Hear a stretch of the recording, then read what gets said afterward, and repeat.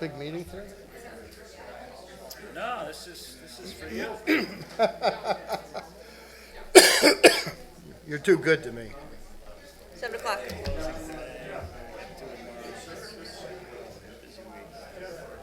Sir. We are streaming. If everybody could please take their seats. Okay, I would like to call to order the Southbury Board of Selectmen regular meeting, June 6, 2019, to order at 7 o'clock. If we could have the Pledge of Allegiance. I pledge allegiance to the flag of the United States of America and to the republic for which it stands, one nation, under God, indivisible, with liberty and justice for all. First, I'd like to call for a moment of silence first in observance of the 75th anniversary of D-Day for those who gave so much to, not just to this country, but to the world in which we have. God bless them all.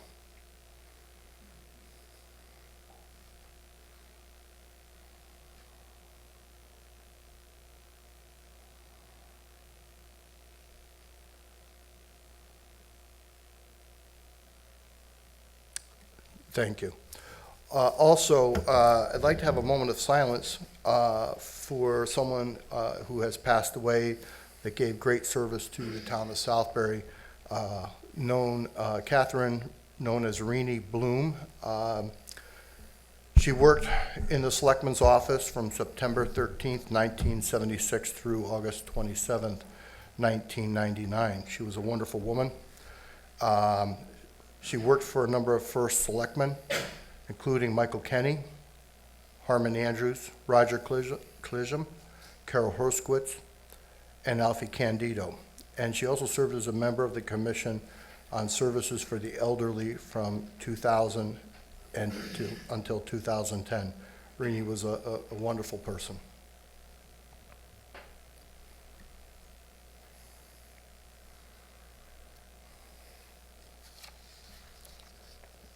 Thank you. Next up is public comment.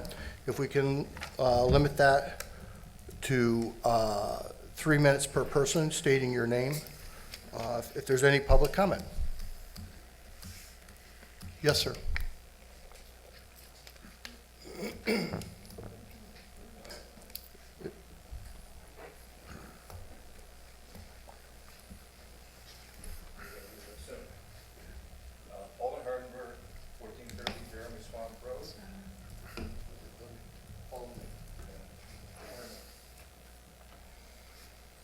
I don't think it's on either. That's better. Okay. Now, Paul Van Hardenberg, 1430 Jeremy Swamp Road. At the last BOS meeting, my wife Joan urged you to reopen Jeremy Swamp Road. Since then, we and George Bertram did a detailed examination of the road. It's my conclusion that this is a cosmetic issue. There's been no damage to the stone arch bridge over the brook. The tree that fell over is adjacent to the arch. The tree is well above the water flow, even during high water conditions.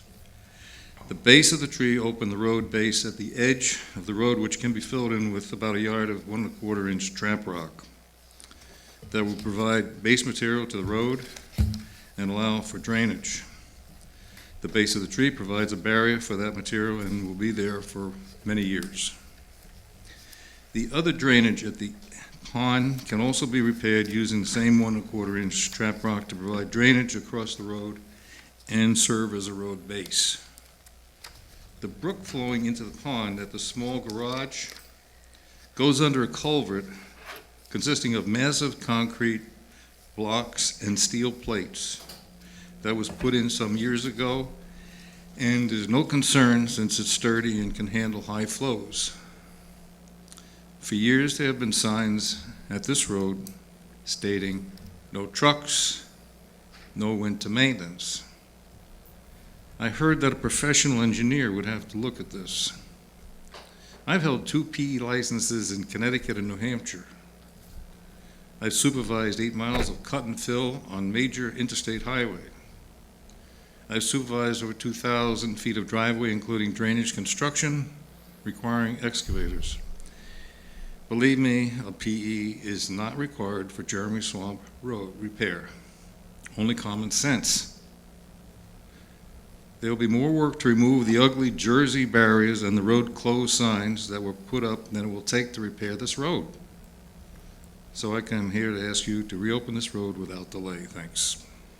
Thank you. Thank you. Thank you. Any other public comment? Yes, ma'am. Hi, Mary Corsu, 272 Old Woodbury Road. We just had our road, Chip seal? chip seal. Again? Sorry. Yes. And several of my neighbors came up to me and asked me if they have damage to their cars from this pebbles, or whatever they're called, would the town take care of it? So I'm presenting that question here tonight. And maybe we'll get an answer, I'm not too sure, but that was it. I didn't think it was going to be so soon, but they're using their cars and the things, are, whatever they're called, chips, whatever they're calling, so rocks. So if there's any kind of damage to the cars, will they be reimbursed for fixing it? Thank you. Thank you. Thanks.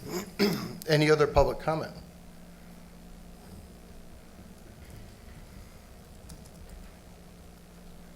Hi, I'm known as Mary's husband, Ken Corsu, 272 Old Woodbury Road.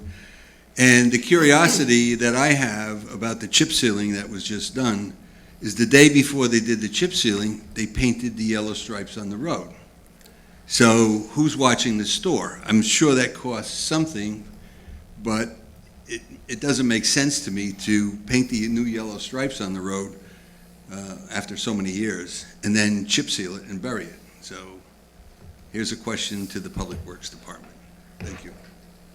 Thank you. Thanks, Ken. Any other public comment? Any other public comment? Any other public comment? Seeing none, we'll close that portion of it. Next up on presentations is the Volunteer Appreciation Committee. Would like to give a presentation?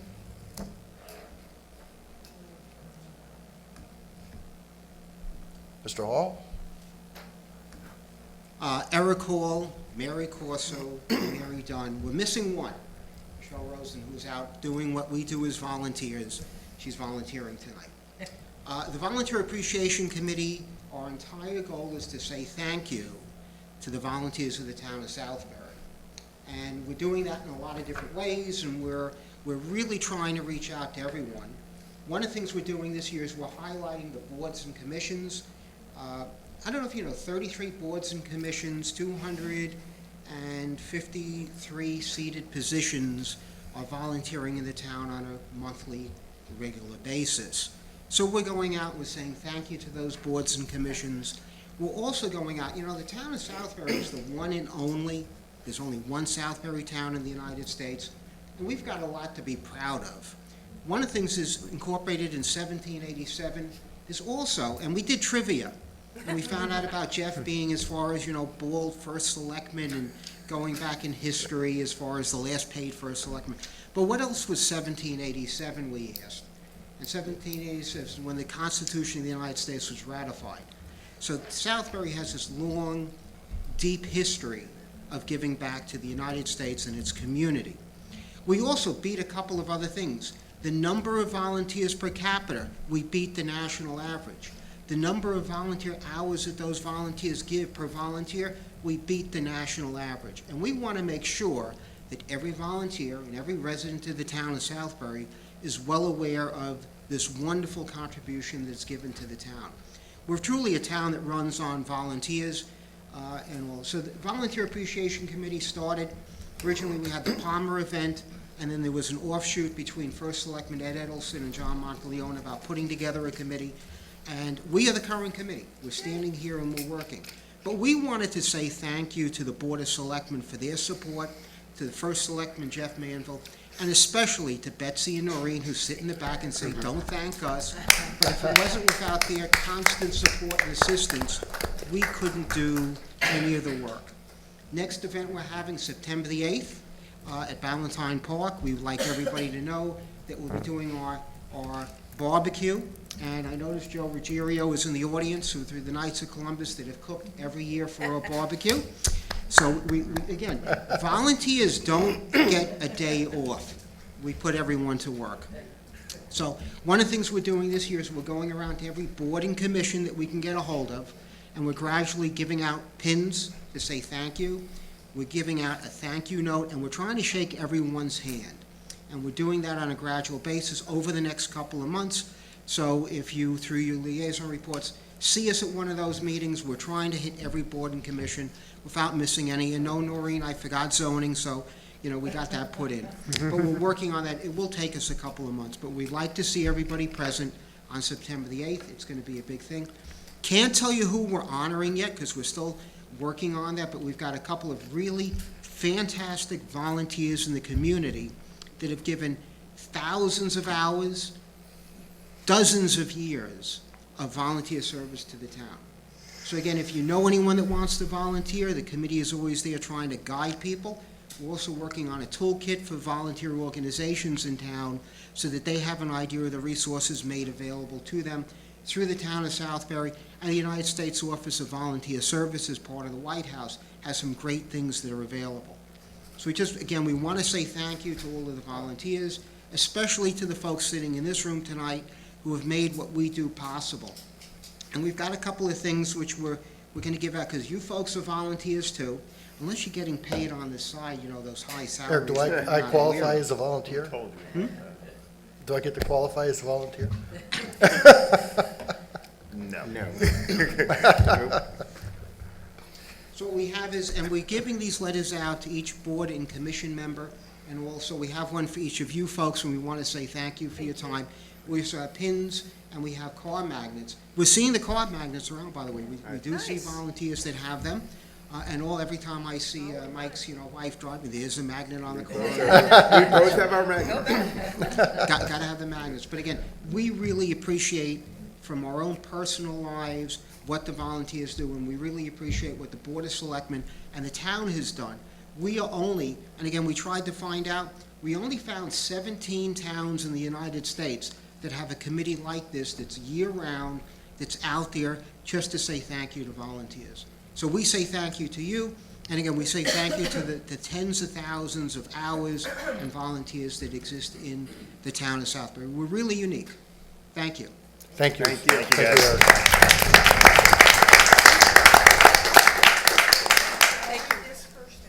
Thank you, Mary. Oh, that's lovely. Love that. Thank you. That's, I will Will put it on do. immediately. Thank you. Thank you, Eric. Thank you, that's great.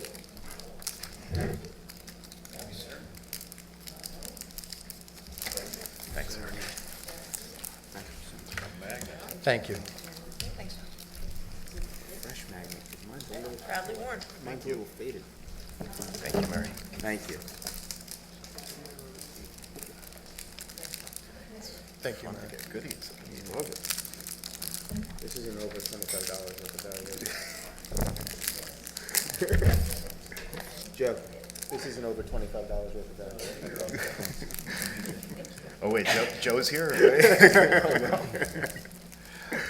Okay, thank you so much. And we always, obviously, we appreciate our volunteers and all that they have done. you, Feel a Mary. little funny, I'm in a paid position now, but I think the Thank you, Mary.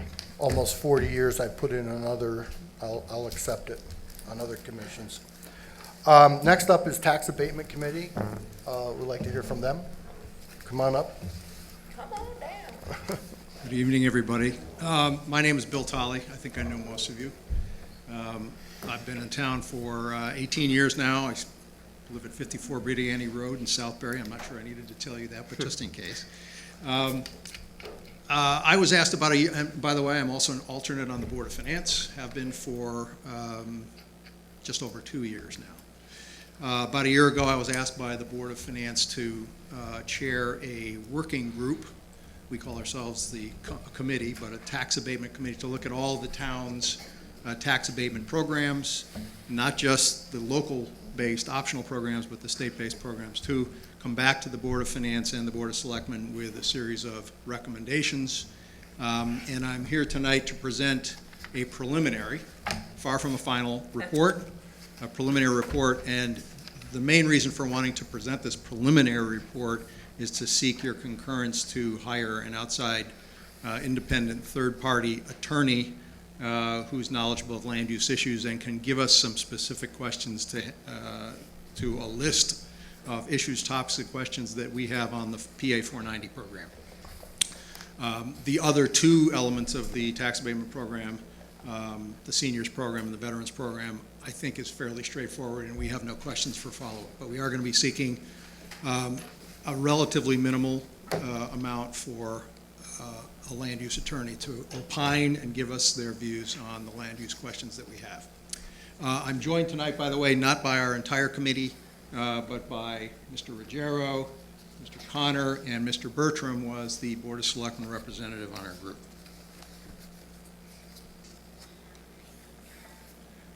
That's a complete list of our team. We started work again in the fall of last year. We've met every month with lots of work in between since then. And before I dive into this, because this is 25 pages, and one of the rules of presentations is make sure your audience is really interested in what you're going to talk about. So I want to be respectful of your time, and so if you're interested in me flying through all 25 pages, including the veterans and the seniors program, I'm happy to do that, and I will promise to move quickly. If you are only interested in going through the PA 490 program, since that's the reason I'm here tonight, is to get that land use attorney's opinion approval, we can skip right to 490. So what's your preference?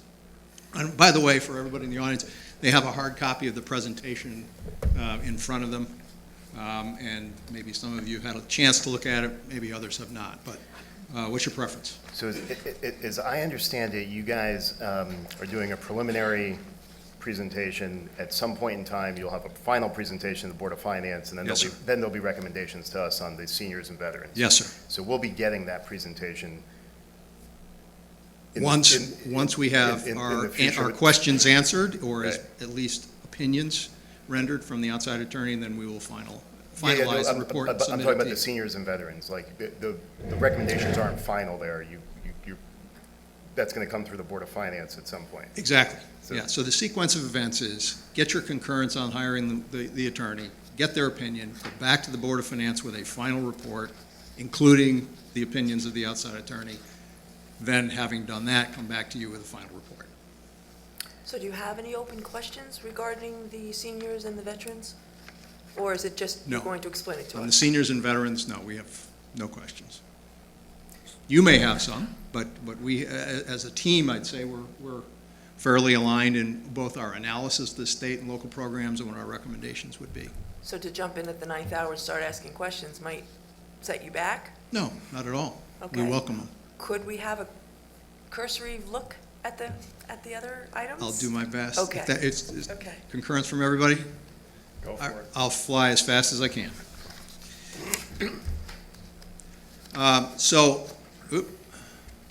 We're going so fast, Yeah. we can't catch up. There we go. Any questions? None. So there are three programs in town today. The seniors program, and in that case, there's a state program and a local option program. In the veterans, there is actually two state programs that work in tandem, and then there's our local option needs-based program, and then there's the PA 490 open space program. So that's just a summary of the three programs. This tells you in advance what I'm going to tell you. So these are the recommendations, again, with the caveat, this is a preliminary report, but this is our thinking as of today, that on the seniors basis, we would continue to offer the local program despite the fact that the state defunded that program back in 2017. We would vote to, or would recommend to continue the local program at 150% of the state program. We do have, I think in the grand scheme, a minor recommendation to create separate income limits for singles versus married couples. Today, there is one limit, which makes not a lot of logical sense to us and isn't consistent with for example, the veterans programs and other tax abatement programs in the state, which generally have both a singles and a married couple difference in the income limits. And then consider reducing the residency requirement to participate in the seniors program from 3 years residency to 1 year. We didn't understand why a 3-year requirement would be required. On the veteran side, it's sweetened the local program exemption for veterans from $10,000 exemption. And by the way, I should have mentioned up above, the seniors program is a income tax credit as opposed to an income tax exemption. On the veteran side, we're recommending a local program exemption of a $5,000 increase from $10,000 to $15,000, and consider a relatively low-cost option, but an important one from a recognition standpoint, to include Gold Star families when we have them in town. And on the PA4, so those, in both cases, these are sweeteners or minor enhancements to these programs in terms of the participants. On the other hand, our recommendation as of today, knowing that we still have some open questions, is to modify the PA 490 program, open space program, as soon as possible. The next planning and development work is scheduled for 2022, but there's no reason, at least from our standpoint, where we could not ask the Planning Commission to update its 490 provisions embedded in the POCD sooner than that. But no later than the next time they look at the POCD, let's have a look at PA 490. And the two key recommendations are down below. Rethink the valuation formula for 490 open space to 25% of the average excess land value in town. I'm going to show you benchmarking statistics on every one of the three programs in a couple of minutes, but our program is amongst the most generous, both in terms of the valuation and therefore the size of the PA 490 tax benefit, but also the eligibility. So that's telling you what I'm going to tell you, and now I'll fly through the programs one by one. We have already talked about the fact that there are two separate tax abatement programs for seniors. One is the state program and is mandated and is no longer funded by the state. The other is a local option program sponsored by the town of Southbury. And you can see the statute that drives and governs each one of these programs as I go through them on the left-hand side. The cost of both of these programs for the town today is $500,000 a year, so not an inconsequential number. The state plan, very quickly, because we can't modify the state plan, but just to review, there's a tax reduction of between $150 and $1,250. It's graduated for married homeowners, and you can see there's a different amount for singles, and there's even a program state mandated again for renters. It's all seniors age 65 and above in town, and you can see again here there's two limits, one $44,000 for married and $36,000 single.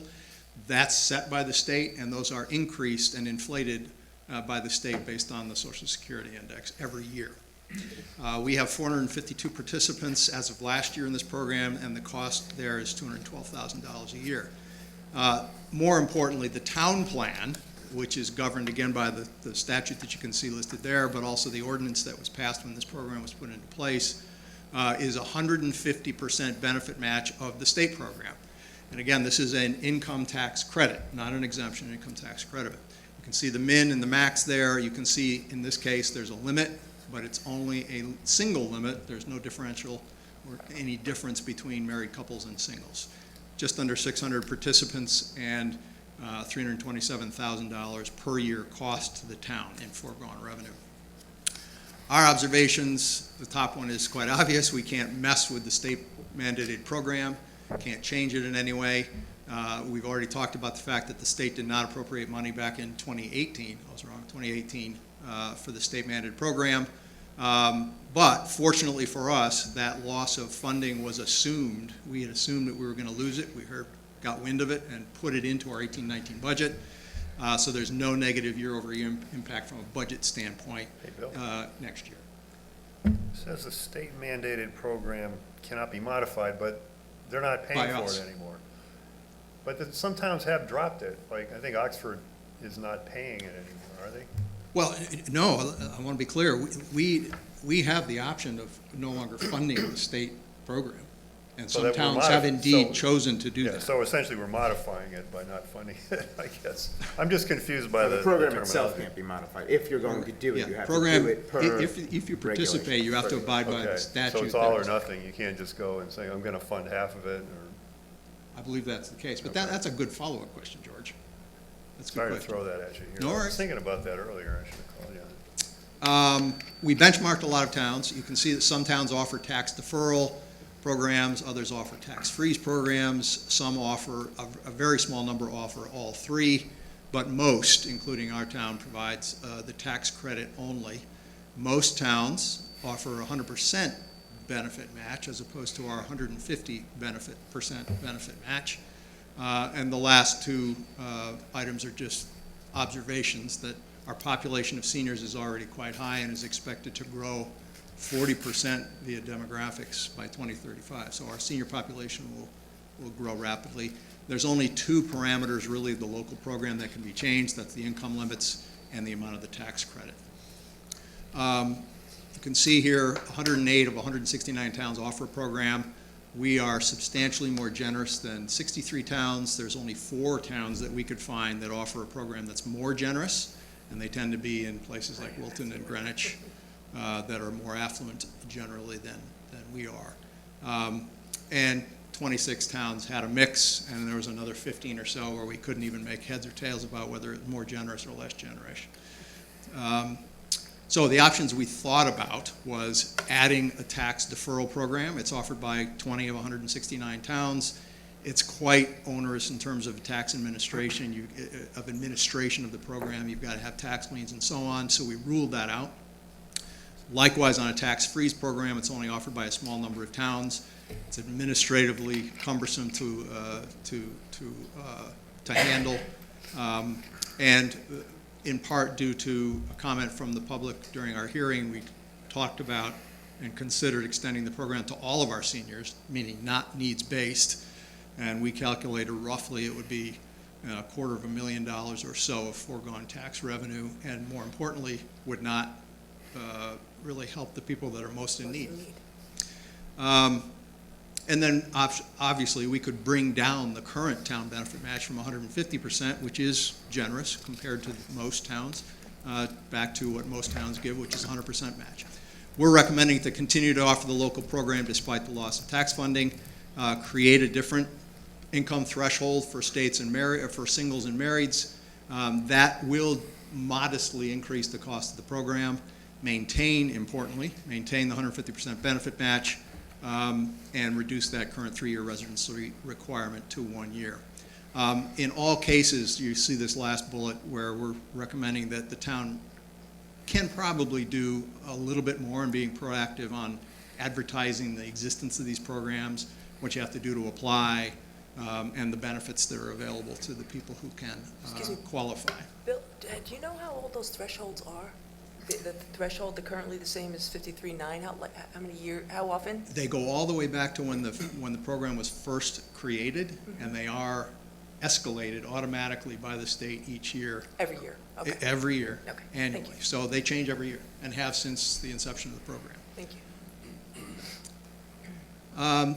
Shifting gears, and I'll try to move faster. Veterans Abatement Program.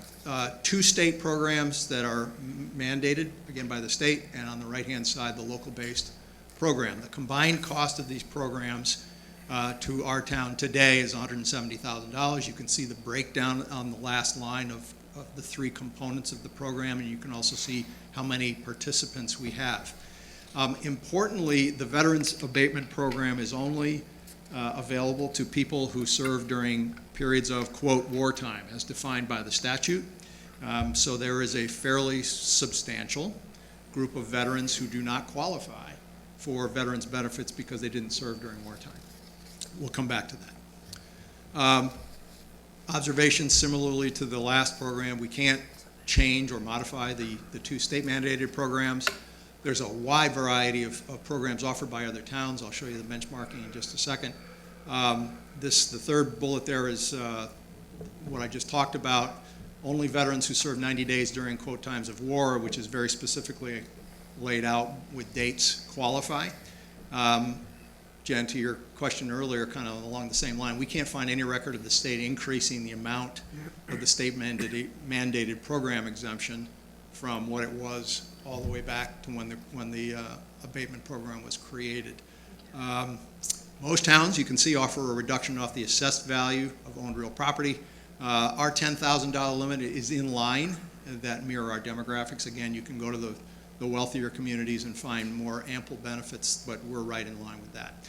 You can see our review of only 35 towns where we could actually get information said that we're more generous than most in terms of income limits and assessed value. Here again, you can only really change two parameters of the local program. One is the income limits and the other is the amount of the exemption.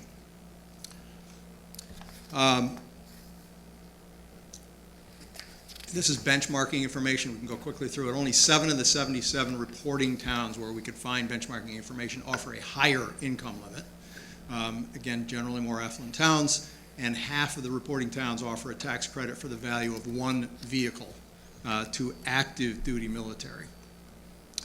We looked at a new town-based program for all veterans, regardless of whether they served during wartime or not.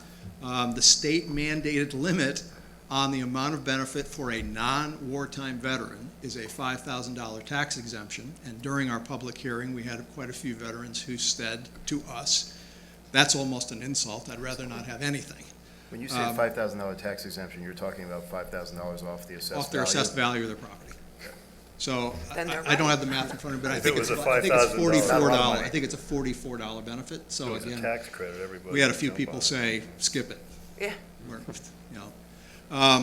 We considered increasing the program income limits. We're currently $10,000 above the state limits, so that brings in more veterans to participate. And we can go even higher than that. The statute allows us to go up to $25,000 above the state set limits, but every dollar you raise is more benefit for the veterans. We don't have income information. It was kind of a problem throughout this thing to try and quantify the impact of our recommendations because we don't have income information for our population. But we did just if increasing our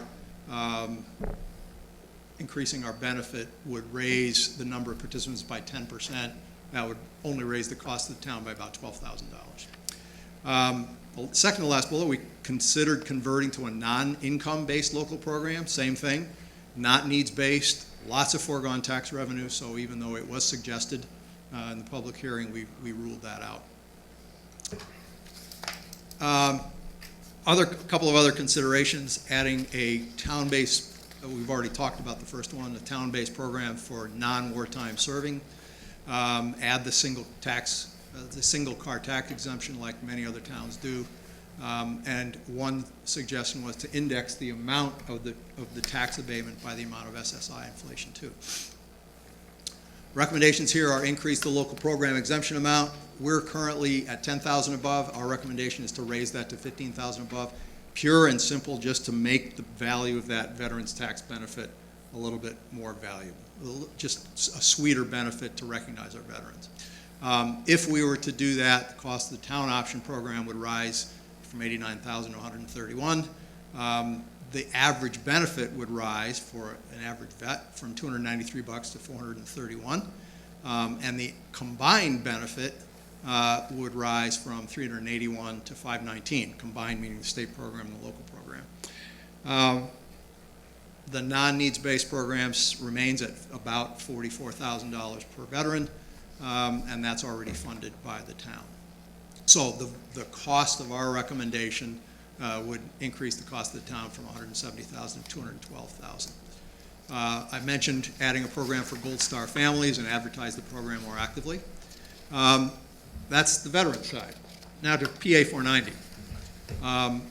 It was passed in 1963, and the original intent of this program was to slow what at that time was rapid loss of farmland, forest, and open space when Connecticut was at a different period of time and we were suffering from abundant and rapid and for some scary rapid growth. So the intent was to reduce the financial pressure to based on taxation to develop properties and to encourage preservation. So there's taxation of properties designated as farm or forest. That is completely governed by the state. So our local PA 490 program does not impact farm owners, farm landowners, or forest landowners. The only two program parameters in the local program that can be changed is eligibility and valuation, just what the formula is for valuation of open space. Some statistics here. 1,335 acres of resident-owned land space, about 176 participants. Some of those participants have multiple parcels. The cost in terms of foregone revenue from our local option program is $312,000. The average tax abatement is $1,900, but it is a low of the statistics that we had, a low of about a half an acre, where the foregone revenue is $100, all the way up to an 86-acre holding with foregone revenue of up to $14,000. Importantly, those last several bullets, our current value is set at $600 an acre. That's compared to the average assessed value for excess acreage in other lots that averages, it's valued at $9,000, and then times the 70% is valued at $6,300 per acre. You can see the other provisions of the program, again mandated by the state, says a landowner applies and is approved, they have to agree to a covenant that they're not going to develop that property for at least 10 years, no less than 10 years. And if they do so, there's a clawback conveyance tax that's to be applied. On benchmarking, a lot of towns rather don't have PA 490 programs at all. Of the surrounding towns, only 2 have a program. Middlebury, Newtown, Oxford, Bethlehem have no program. Roxbury's program is 2x the minimum zoned acreage versus our 1.5. Woodbury is also 2x the minimum zoned acreage, but in both cases you can see the average value of their open space acreage are $2,250 and $2,500 versus our $600. We could find, based on our benchmarking, the $600 value per acre is amongst the most generous valuations in the state, meaning the size of the PA 490 exemption is amongst the largest that we could find in the state. It's a 93% tax reduction versus average excess acreage. And likewise, the town's requirement, the minimum eligibility requirement at 1.5 times the zoned acreage is also amongst the most generous. So our recommendations here are ask the Planning Commission to review the POCD no later than 2022 when they're mandated to review it, but even sooner perhaps.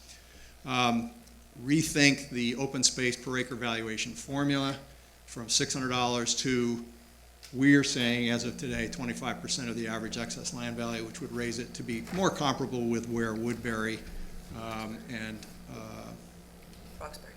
Roxbury are. Raise the qualifier from the current generous 1.5x of the minimum zoned acreage to a flat 10 acres. And this combined would generate an increase in revenue of $116,000 for the town. And if I could summarize all of this, because I'm being long-winded already, is what we're really trying to do is get back to the original intent of the legislation, make sure that we're not giving an extraordinary but still significant tax preference to people who have open land space and want to preserve it as open space, and to minimize the number of small landholders that are really just taking advantage of the program but only own an acre or 2 of excess land, which was not really consistent with the original intent of the legislation, which is to actively preserve large blocks. Have you spoken to the assessor at all about how he determines the valuation? Yes. And how does he come up with the 600? What's his formula for doing that? I think that the way I would answer that question is he would welcome some type of formula, because it is very difficult for him to come up with any mechanism for valuing PA 490 open space. I'll just leave it there. So where did he get 600 from? It's been 600 a while, right? No, Is it was 500 a few years ago. Don't quote me on the year, but I think back in 2014 or 2015, the value for 490 open space was raised from 500 to 600. But if you really dive into what's the formula for that or what's the logic to that, it's hard to find. Because, I mean, we could come up with like suggestions and recommendations, but I'm not sure we could tell the assessor this land. You've jumped to one of the should be questions we valued at have. X. One of the questions that we have is, what can a town do to give some guidance, or can you set a formula for open space land valuation? Here is just a block chart of different impacts of different assessed value per acre and different qualification minimums to participate in the program. So we've squared in yellow our current recommendation, which is raising the 1.5 acres to 10, and the valuation from $600 to $2,250 per acre. I'm going to skip that. That's Mr. Bertram's art.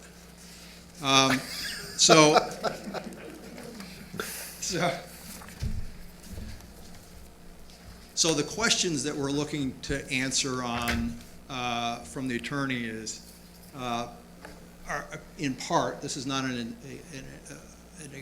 entire list of all the questions we have for the outside attorney, but questions like this. Is grandfathering required? Can we move up? Can we ask the Planning Commission to do its work early? Are there any kind of special exceptions that we should think about or consider for land valuations, specifically on the second bullet where development rights have already been sold? So there's quite a laundry list. I would say there's probably 8 or 9 questions on our list, and we may come up with a few more. And again, the purpose of me being here tonight is to request your approval to fund an outside attorney to answer our remaining questions, specifically on 490. Bill, I think one of the comments was that I had heard was that we're looking to see if the increase in the recommendations that you've made on the seniors and the veterans, the loss of revenue there would be made up on this. That was the concern, that it would, by doing this PA 490, Yeah. that it would balance that loss versus the increase from this coming back in. Yes. That was the original thought process there. So then they came up with the question of whether, Well, I'm not sure I understand exactly what you said, but we didn't go into this with the idea that we needed to be revenue neutral or revenue positive. that's what I heard at the Board of Finance meeting, was revenue neutral. We went into this, well, the sum total of these recommendations is close to revenue neutral, but that Right. wasn't our intention going into the program. Right. Okay, so that's, That wasn't the charge of the. right. We weren't charged by the Board of Finance to make it Right. revenue neutral. We were charged with evaluating the programs and coming back with a series of recommendations. And So if we're they were- looking to see also if the grandfathering of it does not create, we need to know that too, I think. Absolutely, yes. Okay. We need- Yeah. How Whether do you if people treat are grant- existing participants? Must you grandfather? Do you have the option to grandfather? If you do grandfather, how would it work? Is one of the important questions. And by the way, there's precious little that we could find information on the street about what other towns have considered, done, ruled out when it comes to modifying their PA 490 program, which is one of the other reasons why we wanted an outside attorney who had some experience in this and knows land use and knows the 490 program to give us independent, unbiased views, and maybe even gather some benchmarking about how other towns have considered making changes. Have you spoken to planning? I am About the on their concept? schedule for next Wednesday. Okay. 'Cause they- I call them Curtis and Hatfield are on my agenda to like a go law see Got next it. Wednesday. Because, I mean, they can certainly amend the POCD, but nobody can make them do that. Do it. So I think I think it would be important to talk to them and see what other questions they might have as well. Absolutely. It's one of the reasons. To incorporate to go see that. 'em. Did you also, in your research, talk to the assessors in Roxbury and Woodbury to understand why they go with the 25% as Did opposed- not. That's a good idea to go do it. Just a thought. Bill, is it safe to assume that bullet point number 2 here is mostly about the Southbury Land Trust? No, I don't think so. There's a number of people that have sold their development rights in town. And it seems unfair to, you know, if the land is no longer worth what it would be if it hadn't sold the rights, to then tax them at a higher rate. It just seemed off to me that we should do that. So I think what they're asking for is for this board to say, yes, it's okay. I think we do need to get answers to these questions. We can't do it, I don't think we can do it without getting answers to these questions. So they feel that, your feeling is that the town attorney, you would rather have an independent, I don't want to say independent, but I guess that's independent third-party attorney? With land use experience and who understands the history of the PA 490 program and hopefully how other towns have dealt with considering potential changes to it. Land use and assessment experience. Yes, What he said. what he said. Okay. I know you guys have talked to a few people, like what budget are you looking for? We have, for this? my personal view is that the outside, this will cost no more than $1,500 to $2,000. I think we'd request today and not to exceed of $3,000, just to give us some cushion. I just don't think it'll get close to that. The attorney that we're recommending has already done quite a bit of work on it, gratis, on his own, once he got a call from John Norris, who's on our committee. So I'd be surprised if the cost would be more than $3,000. Shocked. And our request to you is not to exceed $3,000. Okay. I'm personally comfortable with that. I mean, I think, I'd like to thank you for the presentation. Like, a lot of times we're asked to make decisions and we don't have, like, this is a lot of information. You guys did a lot of work and really laid it out and went through the various scenarios on all the programs. So, thank you for that. Team was very diligent in doing their work. This was a hard-working group. I mean, I've been involved with a few groups over the years in town, and this one was the hardest working. Everybody pulled their weight. I mean, there was a lot of heavy lifting being done by these folks, including Lisa and John, who aren't here tonight, unfortunately, but everybody really pitched in. A very impressive group. So I know you guys have additional questions, and I know the Board of Finance wants them answered. I don't think anyone here is saying whether they, you know, what our opinions are and what we We're not want to looking do for that about this. tonight. But sort of, I agree with, if you want to gather more information to be able to make your recommendation, it's only a couple $1,000s. I think you should be able to retain an attorney of your choosing. I know you've done extensive interviews already, and do that.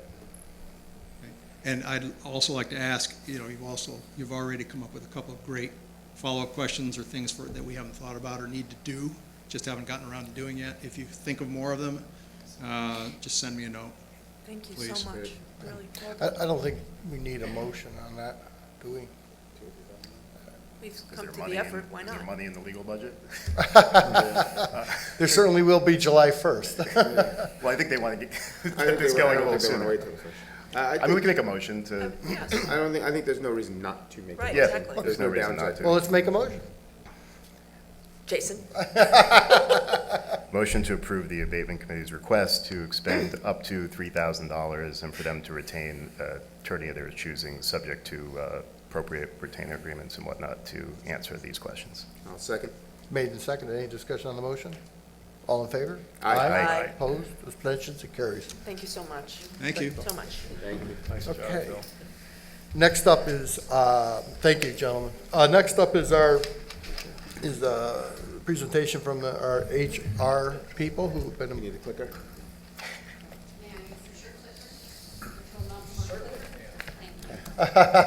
gotta watch him. I don't know how to use it, so.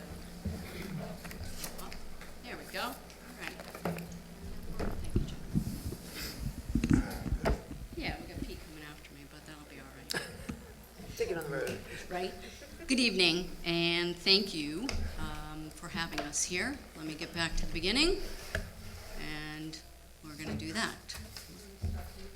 Thank you. Got it. All right. So for those of you, first of all, thank you for having us this evening. For those of you that I haven't met yet, I'm Lisa Pollack, and I'm representing the Human Resources Consulting Group this evening.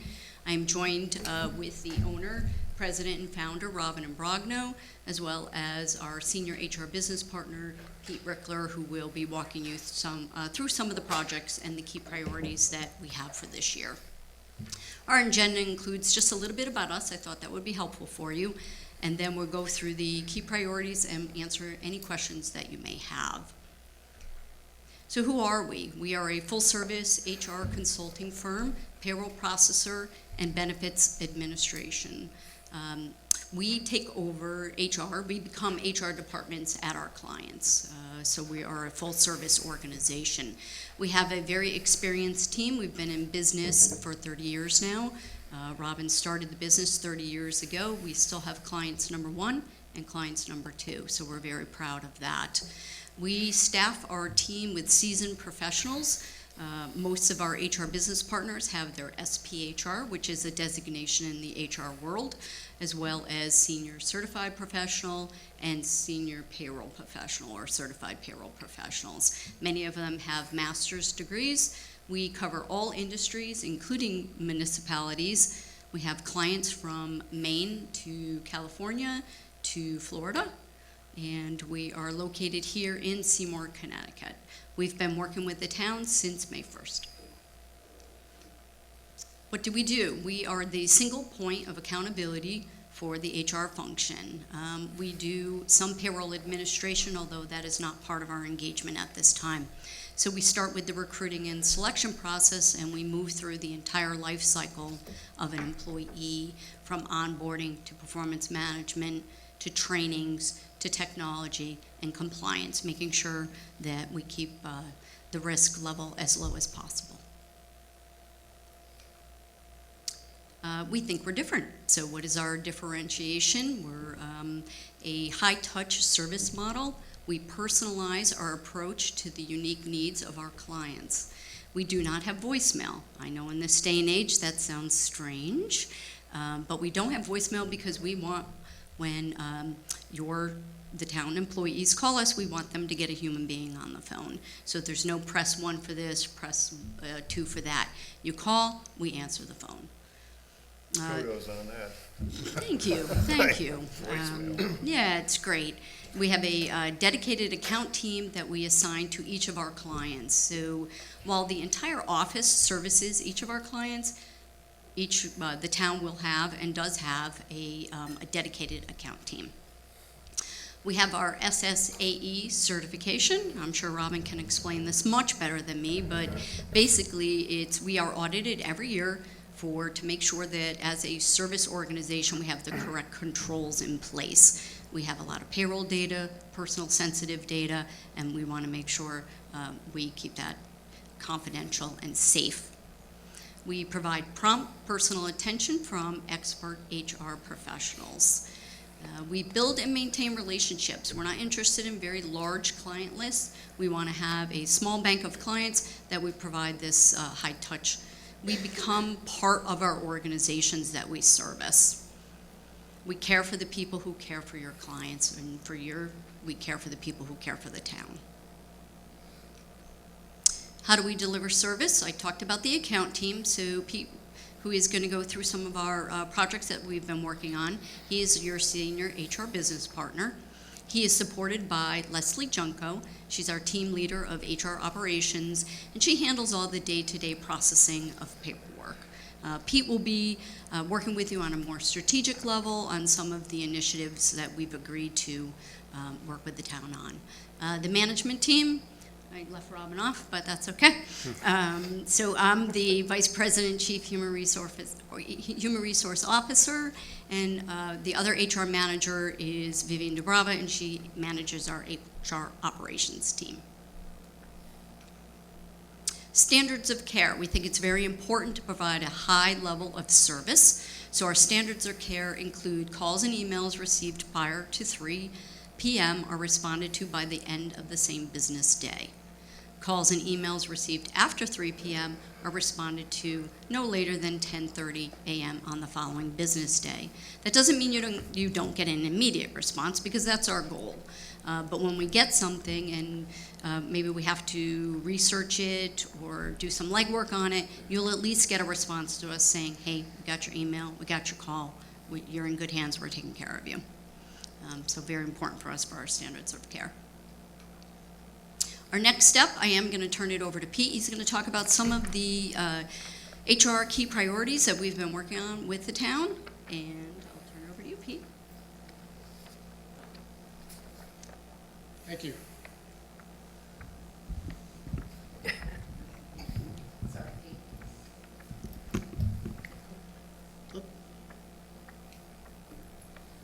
So I just wanted to walk you through a little bit about, as far as the highlights of what we're going to be doing.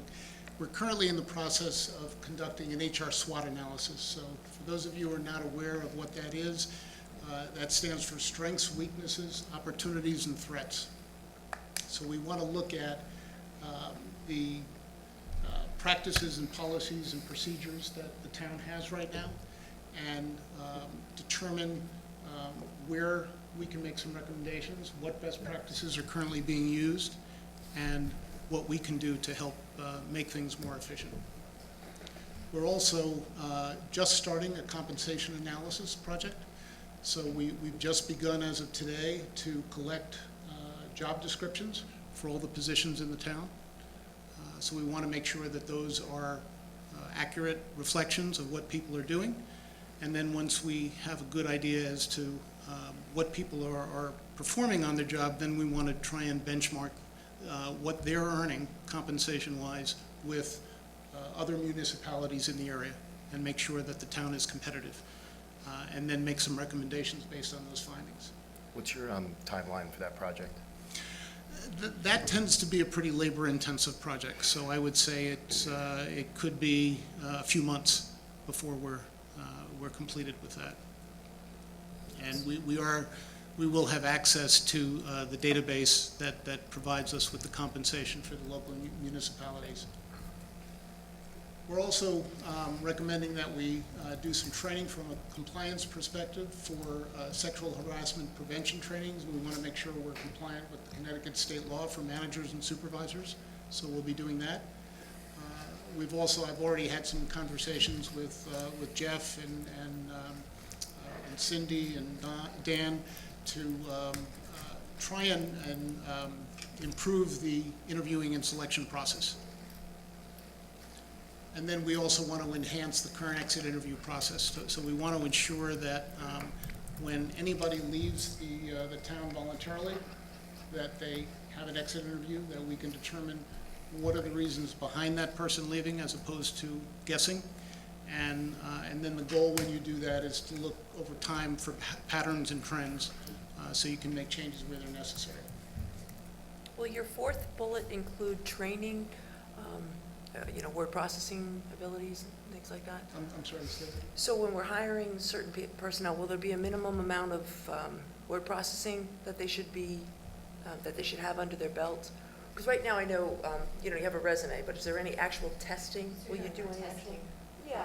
Position. Will we do any of that? I think it depends on the role, quite frankly, and the testing, if we do decide to do testing, you need to make sure that testing is EO validated. So there are only certain tests that you can use for certain positions, and I'm sure you all see that in some of the roles that you currently have. So it may, depending on. The reason I ask is in the strategic plan, it came out as one of the recommendations that when we're doing hiring, we have some kind of uniformity to, a basic level of technology experience for anybody coming into the town. If they're going to be sitting at a computer, that they have some basic knowledge. People may say they can type it, and they really type, kind of thing. So that's very helpful for us, and hopefully issues like that will come out of the SWOT. Perfect. Thanks, Robin. As Robin mentioned, the important thing about testing is you want to make sure you're not issuing tests that are in any way either actually or perceived to be discriminatory against particular groups. Yeah. Yeah. Let's get through the, go ahead, I don't want, save your questions. If you, okay? Yeah, let's get to that. Any other questions? Okay. There you go. Keep going, I'll ask it then. No, that's, You all right? That's the We end. want you that's to. where we are. Great. So one other question I had, and you sort of referenced it in your last comment. In addition to sexual harassment prevention training for managers and supervisors, as you look at the SWOT analysis, will you consider, and this is also part of the values that are instilled in our strategic plan for the town, any diversity, equity, and inclusion training for employees to ensure, both screening and training, to ensure that they adhere to the strategic, one of the recommendations of our plan, which was a core value of diversity, equity, and inclusion. Sure, if that's something that was to come out in the SWOT analysis, we would absolutely do that. It's just that it's such a new plan. I mean, we literally just approved it. So just to not let things fall through the cracks, They and just should have the see that. continuity would be important for you guys to have a They copy should of have it. that. It would be helpful for us to both have a copy. and Absolutely. candidly, maybe as we go through the SWOT analysis, we do some interviewing. It would be helpful to talk with some of the folks that developed that, so that we can understand. Sitting right behind you. Right. Thank you. Yeah, that would be helpful. Fabulous, thank you. Any other questions?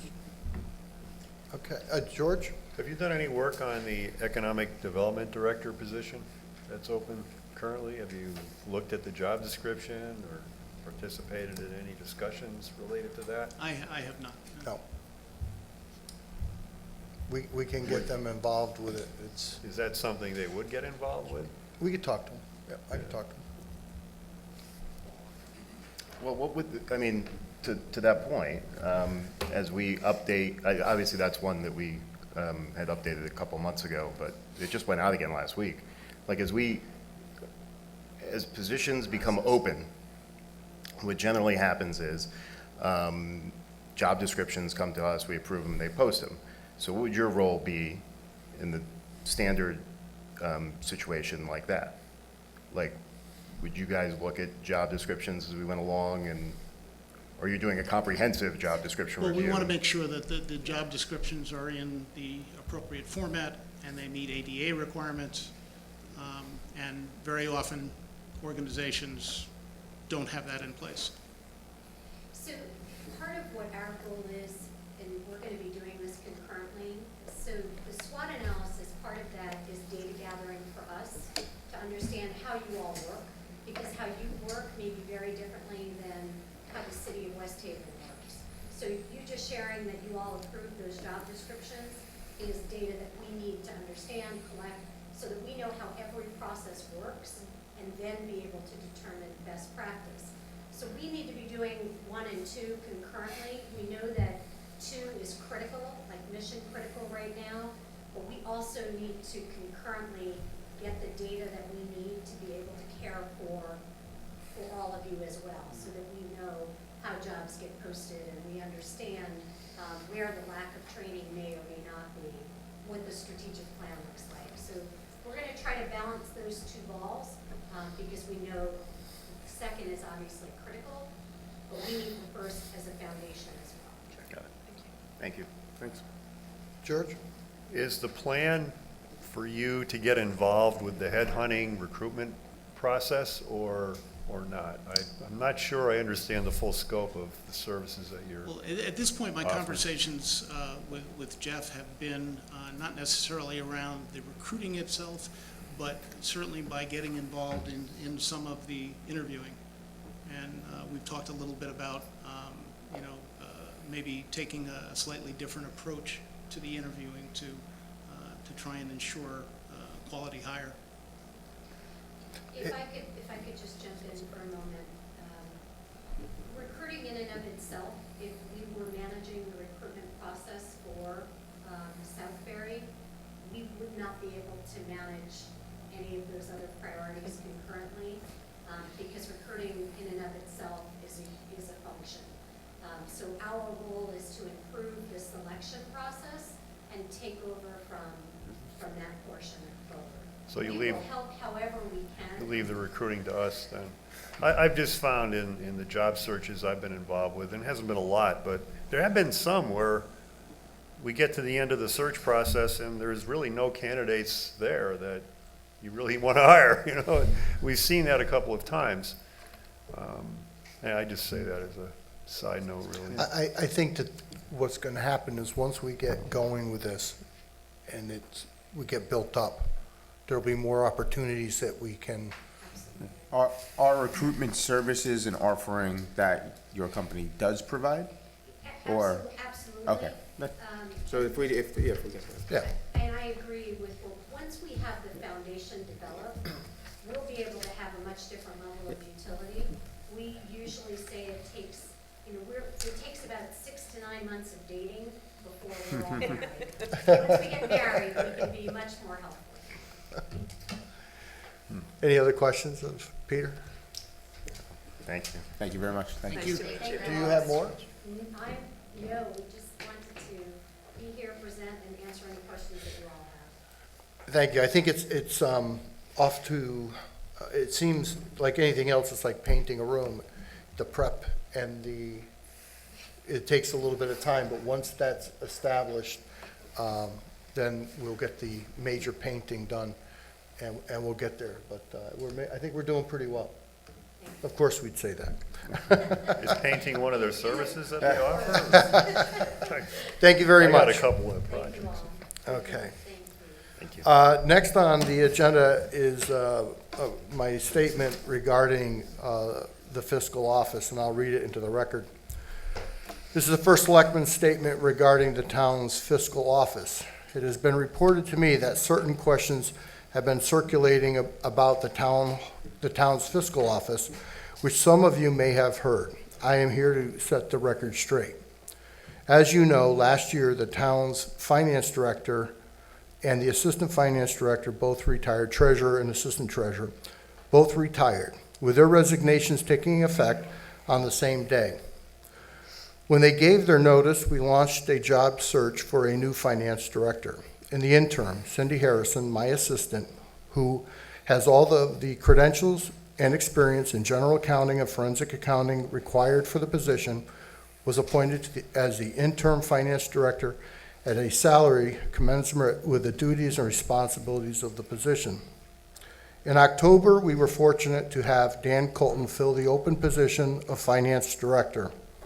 Dan is exceptionally well qualified and brings a wealth of experience to the position. He has done an extraordinary job since taking over as finance director.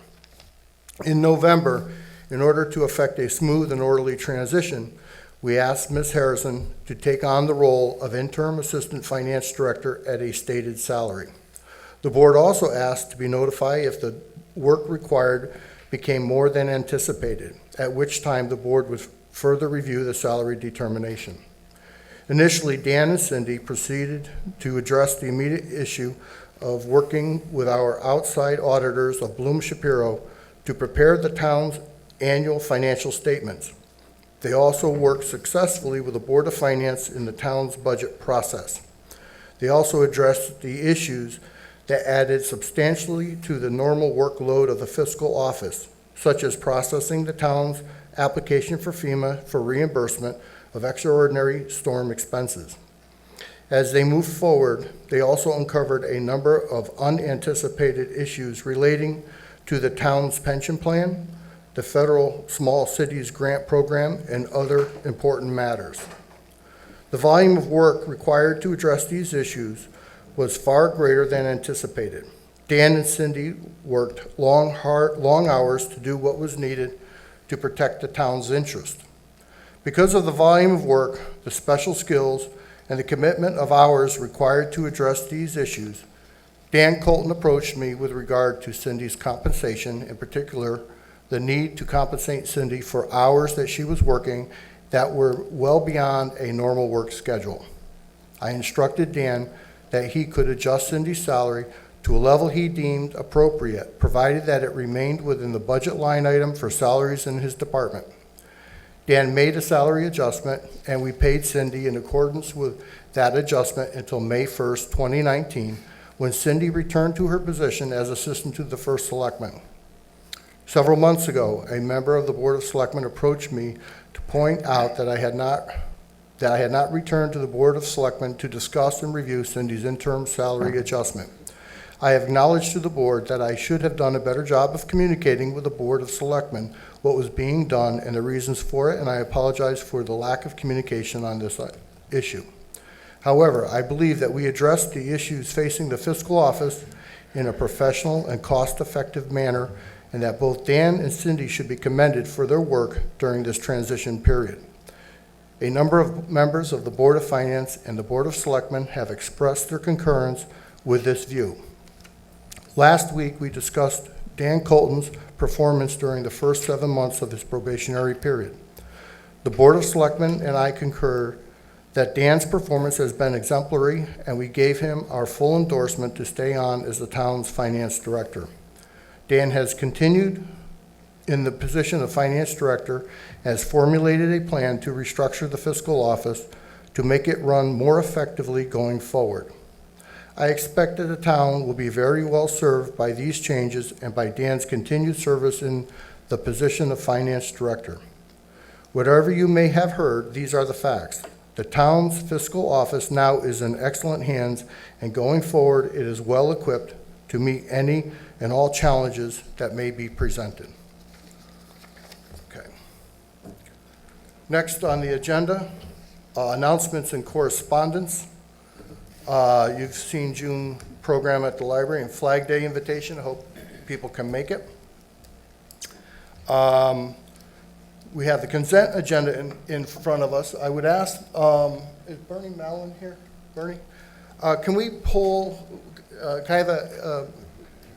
Bernie has a project in here, and I'd like to have him explain it. Can we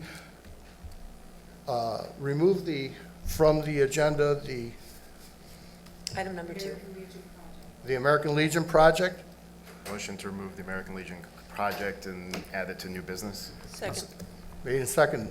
Any discussion? All in favor? Aye. Aye. Opposed? And it carries. Move that we approve the consent agenda with that change. Motion? Second. Second? Just quickly, just for discussion. Discussion, Mike? And for full transparency, while I don't intend, or I believe I need to recuse myself, my son is amongst the summer employees being hired by Parks and Recreation as a counselor for the summer camp program. But I just, for full disclosure, I wanted to let all know that I'm thrilled that I won't have to be paying for him all summer long. And I want to thank the Parks and Recreation. It's a Department. very high-level position. They've been strongly considered. We put it through HR, and So, they seem to do okay. for full disclosure, I did want to make sure for Congrats to transparency Eli. that everyone's aware. Okay. All in favor? Aye. Aye. Opposed? And it carries. Out of respect to Bernie, can we move? Motion to take the agenda out of order and go to new business, item 5. Can I have a second? I'm sorry, Second. that was old business. New business, item 2. Second that? Made and second. Any discussion? All in favor? Aye. Aye. Opposed? It carries. Bernie, we'd hate to keep you out too late explaining the project. This is really nice project. I'm Bernie Mallon, 34 Scotticook Lane, and I'm here with the American Legion. Do you have the package? Oh, here we go. I came, well, the project is out this direction. From Town Hall over to the firehouse, there's those benches, and Harmon informed me they were installed in 1976. And they're made out of concrete and pressure-treated wood. And so the American Legion's would like to remove those benches and then install 8 new benches that are just like the benches at the Veterans Green that were installed by my son for his Eagle project. Same bench, so it's the cast metal and composite slats, so they're not going to fade. And the issue I have is there's 5 groups of 2 benches out there, making a total of 10. And I'm proposing to remove those 10 and just install 8 new ones. And the reason for 8 is if you go out there, these benches are a little bit smaller than the newer benches. Plus, these newer benches have arms on them, a little larger. Also, since these benches were installed in 1976, the trees have grown a little bit, causing some root problems. And so I'm not going to disturb any roots. And by taking these out, I can, if you go to the next screen, that's a picture of the current bench that's out there. And they're extremely short to the ground. Some of them are very short, low to the ground, And so I would place them here in a nice pattern, avoiding any trees, tree roots, not disturbing anything, just putting in 8 pads of concrete. And then the picture, I think, is the next one, is the actual bench. So that's the bench that's been out there. It's been out there, I think, 3 years now, so they still look pretty good. And what I'm asking is, I have funding from the American Legion for the 8 benches. We'll take care of that. I can order them, we can assemble them. What I'm asking is, I stopped in at Public Works a couple weeks ago to inquire about the best way of removing the old benches, giving me some ideas. And Jim Shungren, the foreman, said, well, you know, the easiest and most efficient way is if you send me in there with a backhoe, I can have those things out in the afternoon. But he goes, you have to get town approval. I said, okay, I'll ask. And then the second thing is, if you can approve that, it'd be great. And I can get the forms all made, all installed, inspected by the Public Works guys. And if the town can approve whatever the concrete is, a couple yards of concrete to, like you did for the Eagle project, that would be great as well. And we can have, if Public Works has this out in the afternoon, I can work with my schedule and their schedule and have the forms in the next day, and then whenever we can get the concrete in. So the time delay would be the probably 2 weeks or so, 10 days for the concrete to cure before we can actually put the benches in. And I know the summertime is here with the farmer's market, so I would try to get the benches out, get the concrete poured before the next one, and then we'd have probably 10 days without benches until I can install the new ones. So you have enough for 8 benches. Correct. You're still going to have 2 more pads for benches? I can do that, but I proposed only putting in the 8 benches. I can put in as many pads as you want. I was just looking at the spacing around the oval, and I think by my spacing with the trees and the roots, 8 would look good. I don't think we get a big, I mean, there's people who use them, but not like that. I mean, I think that's more than enough. The 8. I'm sure it's fine. I don't that's say what I more think. enough. I think it's fine. Mhm. They probably will be more inviting Correct. than what we have here now. So, and I have full funding from the American Legion for the 8 benches, and I can purchase them like tomorrow if this is approved. And takes 4 days, business days for them to ship. I put my crack staff to work at home, putting them together. So that's it. Basically, the big thing is getting town approval for the Public Works folks to rip the old benches out and then to supply the concrete. Fabulous job. Do we have a motion? I'll move it. Seconded? Made and seconded. Any discussion? I would just want to say thank you. Oh, I think you're This is welcome. wonderful. Thank you so And much. really appreciate you and the. American Legion, yeah. Yep, and the American Legion for making the offer to the town. It'll really improve the beauty of that area of our town and make it more accessible. Well, to the project actually had its genesis back when my son was doing his Eagle project. One of the ladies upstairs said, hey, can you think you get somebody to get those benches moved? That's great. And thanks to your kids. So thank you. Oh, you're welcome. On behalf of- I'll call the vote. All in favor? Aye. Opposed? Abstentions? It carries. Thank you for all the service that you and your family has done. You're welcome. It really does, it has made a tremendous impact. It does look very good over at The green, yeah, the green 2 Eagle part. projects, or Yep. there was another scout who did the. And it's nice to flagpole. know that your Eagle Scout says, even though they've completed one project, that's not the end of their service to their communities. No, very good. Okay? Quick question now. Can I just stop by town, or the Public Works folks, and coordinate with them? Or will you give them a call? Yeah, call me. I'll Okay. get 'em. Yep. Very good. I'll make sure my Thanks, office Barney. makes me follow up on that. Thank you. Thank you. All right, minutes of May 16th, 2019, and May 30th, 2019. Do I have a motion? Second? Made second. Any discussion on the minutes? All in favor? Aye. Opposed? Abstentions? It carries. Transfers? Do we have our transfers? Make a motion to approve. Second. Made and seconded. Any discussion? Hearing none? Everybody all right? This Hearing was none, on, all in favor? Just one question, this was the last meeting, wasn't it? It didn't get approved in the last meeting? It was There was a notation on there that, Oh, okay, so just a Yeah, there were detail, I questions just about it, wondered yeah. why it didn't go through. okay. The wording wasn't correct. Yeah. Town meeting. Okay, I'll call the vote. All in favor? Aye. Opposed? And it carries. Bids and procurements, library computer refresh, Make a motion to approve. Second? made and second. Any discussion? I it's talked to simple. Ray about it, and it's the same sort of computer setups that he put into the town hall. It's been part of the plan for a long time. it's also below the bid limit. Yeah. So, Ray does a great job, but sometimes it's a little. Okay, motion's on the floor. I'll call the vote. All in favor? Aye. Opposed? Abstentions, and it carries. Jason, what's the new bid limit, if I I think may it's ask? 25. So It this went was from actually 15 to below it? 25. Yeah, this is below it. Oh, I gotta get used to the new Not on the numbers. old one, but the new one. All right, moving on to old business, the Economic Development Director. We've gone back out to look at, see if we can get some more candidates, full-time position. And you have anything to add to that, Justin? You wanna- No, no. Okay. It, seems pretty comprehensive where we're placing the posting, and certainly be interested to see what we get back.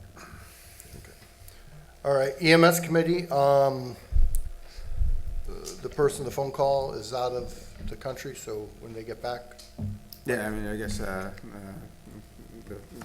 consultant is, in Europe till June 16th, so we'll move that forward. I do think one thing that certainly as we have that conversation and consider forward, consider talking about, when we talked about this a month or two ago, I do think increasingly one thing we might consider looking at beyond the additional, ordinance, draft ordinance that we had put forth was the consideration potentially of reviewing it, as a potential public safety commission and expanding the scope beyond just the EMS. But I'm curious to when we do have a conversation with the consultant, I do intend to ask that question. And then we'll look at the makeup of what a commission might look like, whether it be, members of the services serve in a, non-voting ex officio type of position with citizenship, citizens, as voters. But I think that's part, maybe where we end up going. But we'll move it forward, and we can't do anything while he's in Europe, so. Right, but I would like for the three of us to be in the same room. Yep. And because 4 people want a teleconference, it's gonna be, Exactly. like, Yeah, if we can be together and do Like, it. So yeah. once we get some dates, We'll then just- we'll figure gotta it out. work it out. Yep. Jeff? If you guys can get some suggested dates, I can.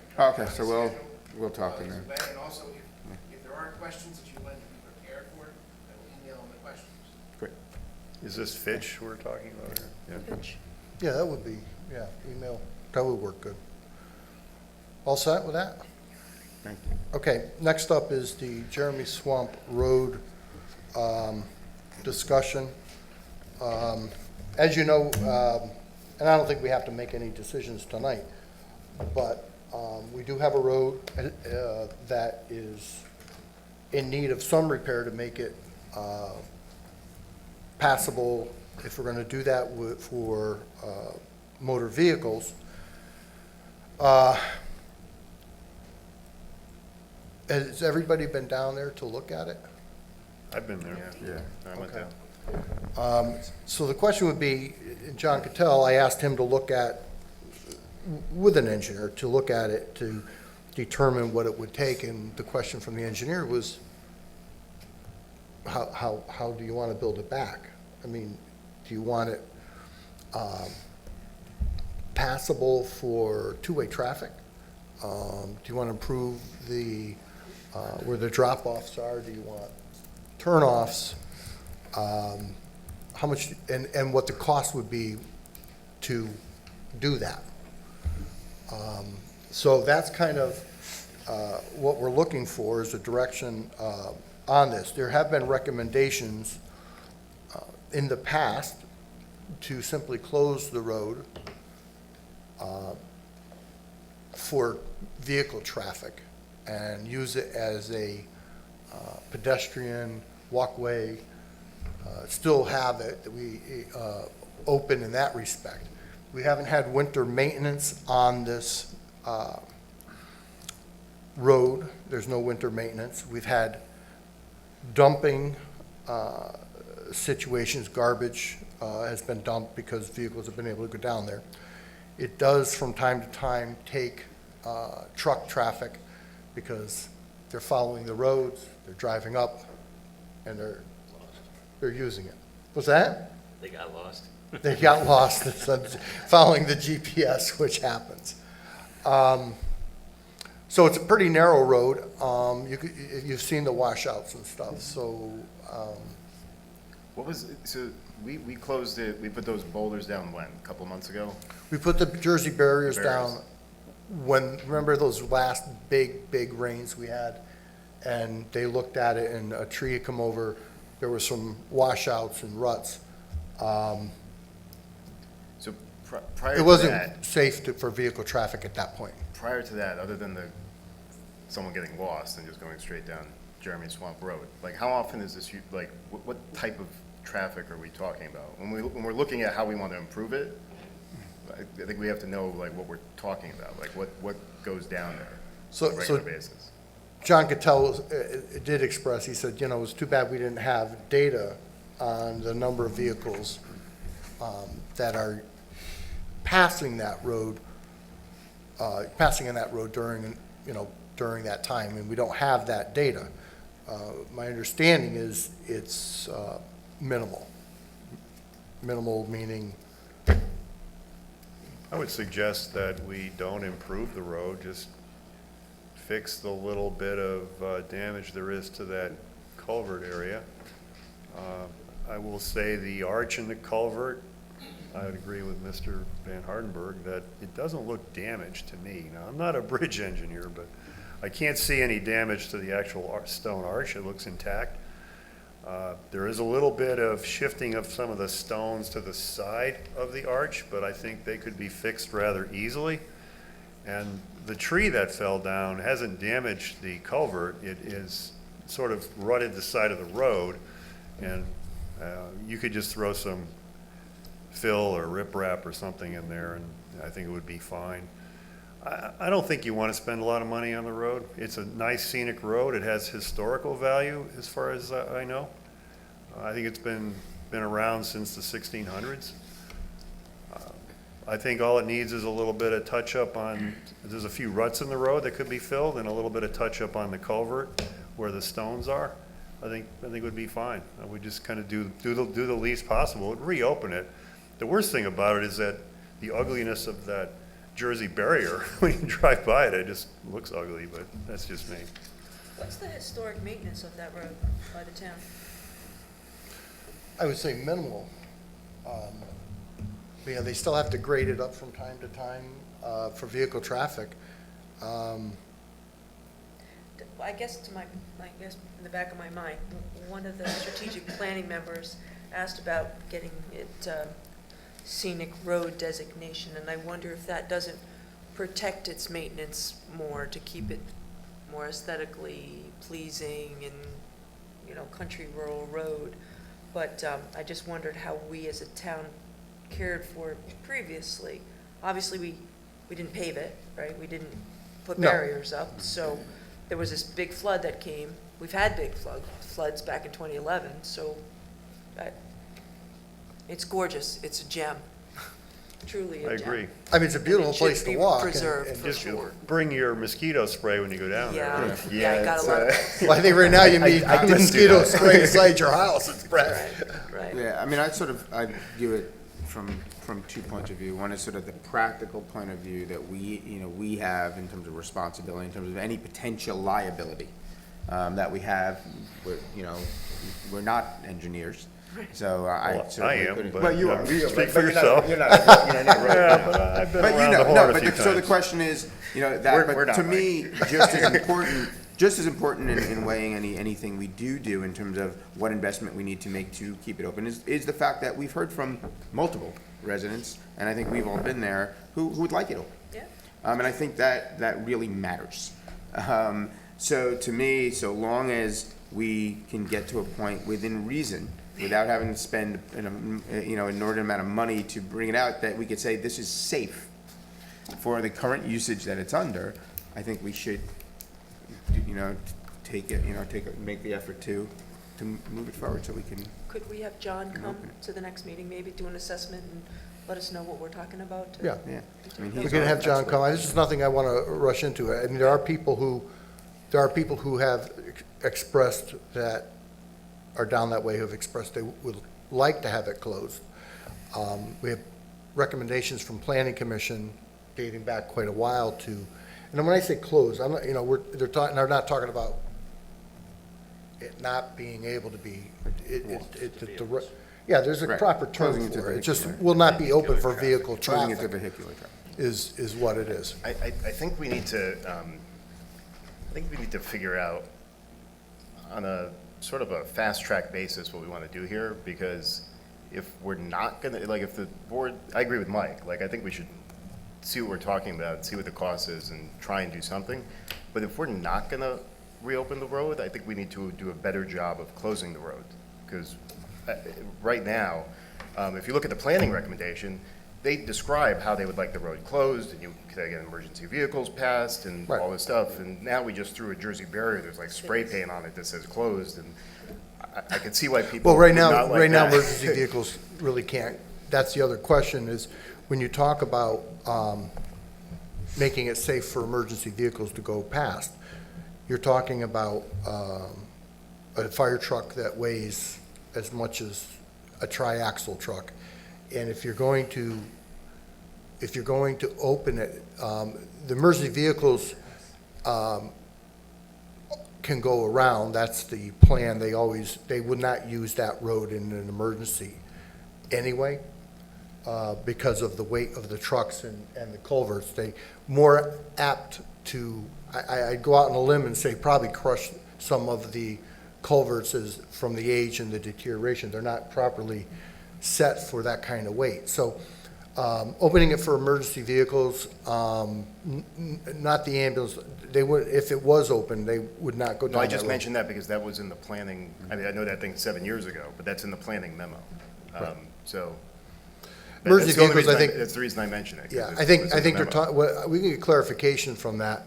I think what that is, having been in the fire department, is if you have to get down in that road, if there's something happens in that road, can they unlock the gate and get down if there's a rescue? But for speed-wise, if you were to have to get to there, it's quicker and safer to go around with that road right now. They would not use that road to access the homes down there. They would, it would be more like if someone got hurt down in there, could you get down to the person that's down there?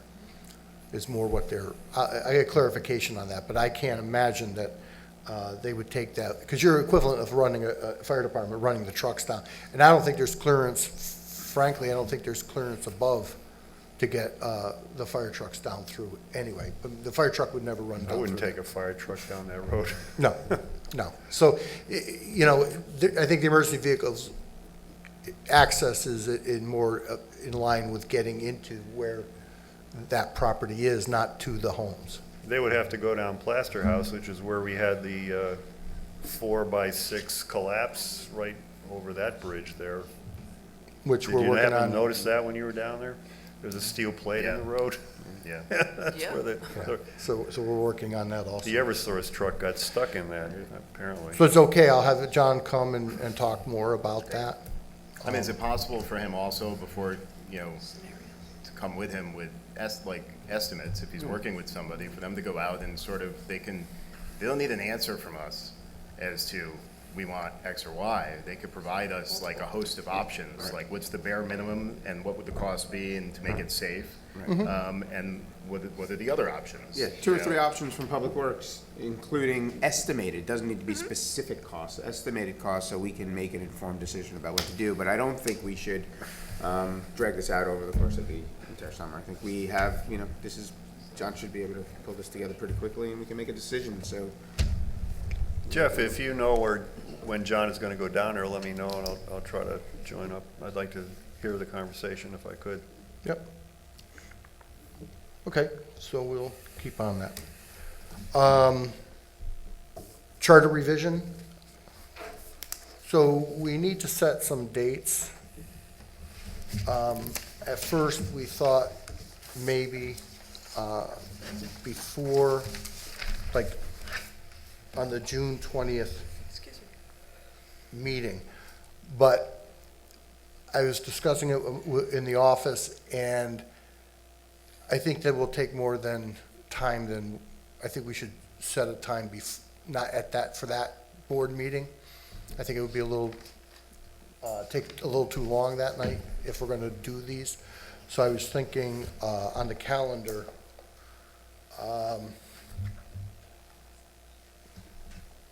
You talking about date for the public hearing at this point? correct. Are we planning to have one or more public hearings? I would like to do more than one. I would think we want to do more than one. If I'll pull up my calendar here.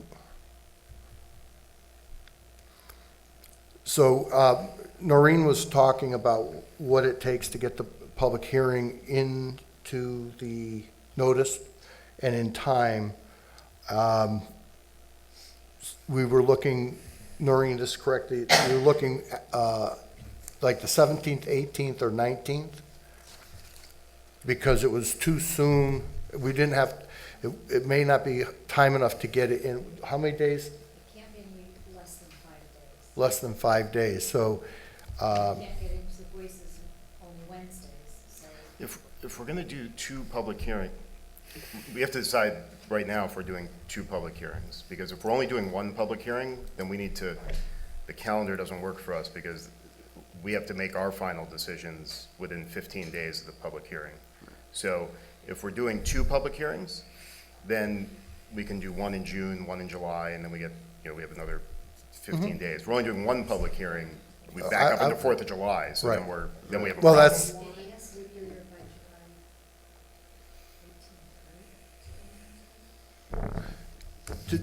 to that, Jason, yes, I'd like to see, I'd like to see two public hearings. I think it would be, get some information on a public hearing and then have a discussion of it. So if there was possible that we could have a public hearing on the 17th, 18th, or 19th, board meeting on the 20th,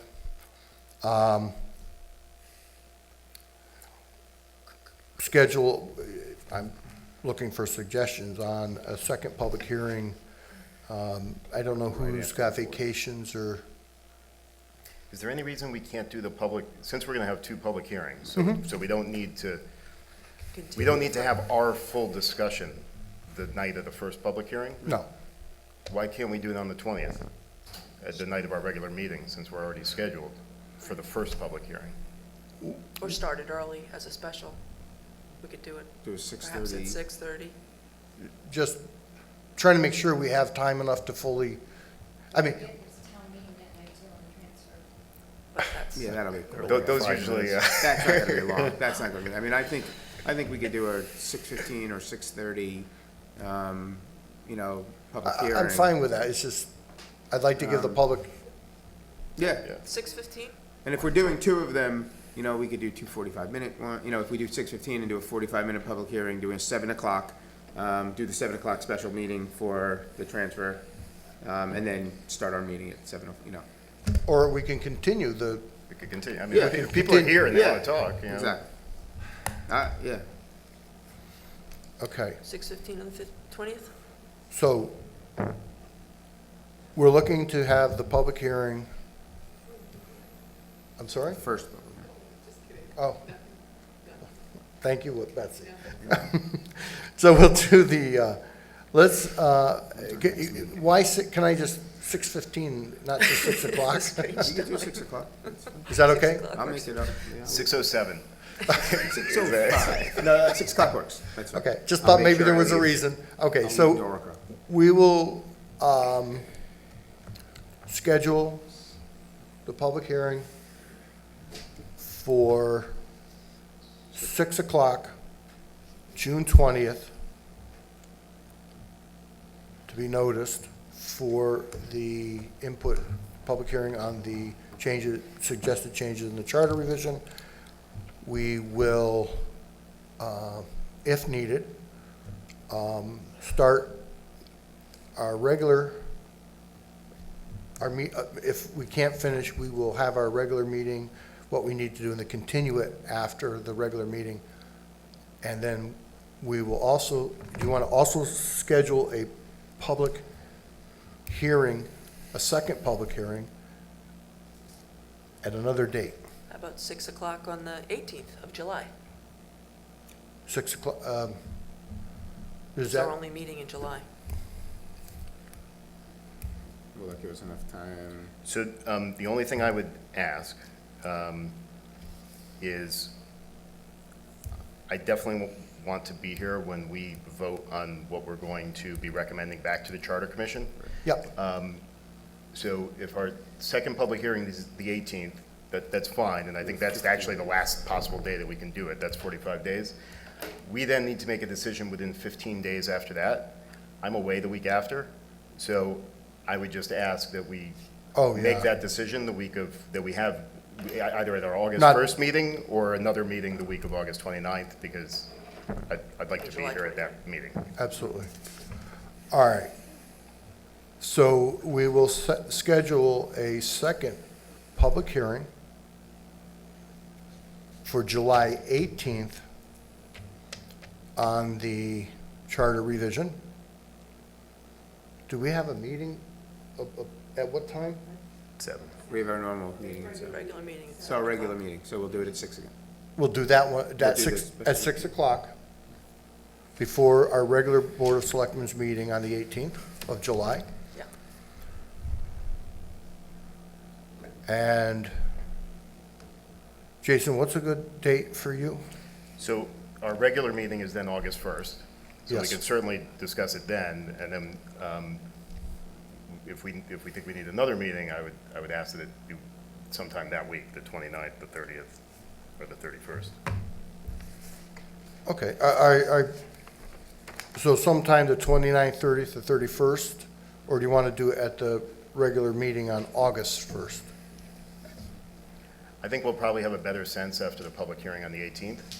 Okay, so Like, we can talk about, like, we should put this on our agenda at all of our meetings now. Yep. So Yes. that we can Have the option. engage in discussions, and if we have questions about things, get clear, and then we'll have a sense on the 18th whether we need an extra meeting or whether we can just do everything on August 1st. Okay, we can schedule it, we have time to schedule it at that point. But we're looking sometime, just for the office, sometime the week of the 29th through the 2nd would be where we try to schedule that, if it's convenient. Everybody else okay with that? Okay. We all set? Yep. We need a motion. Set the dates. Do we have to have a motion on the hearing? Do we usually for public hearings? Public No, hearings. we'll just set it. No, we just have to post them. I don't think we. You guys have the dates, right? You have the dates. And we're going to actually post them. Okay. New business. Dan Colton is here to talk about his plans on restructuring the fiscal office. Dan?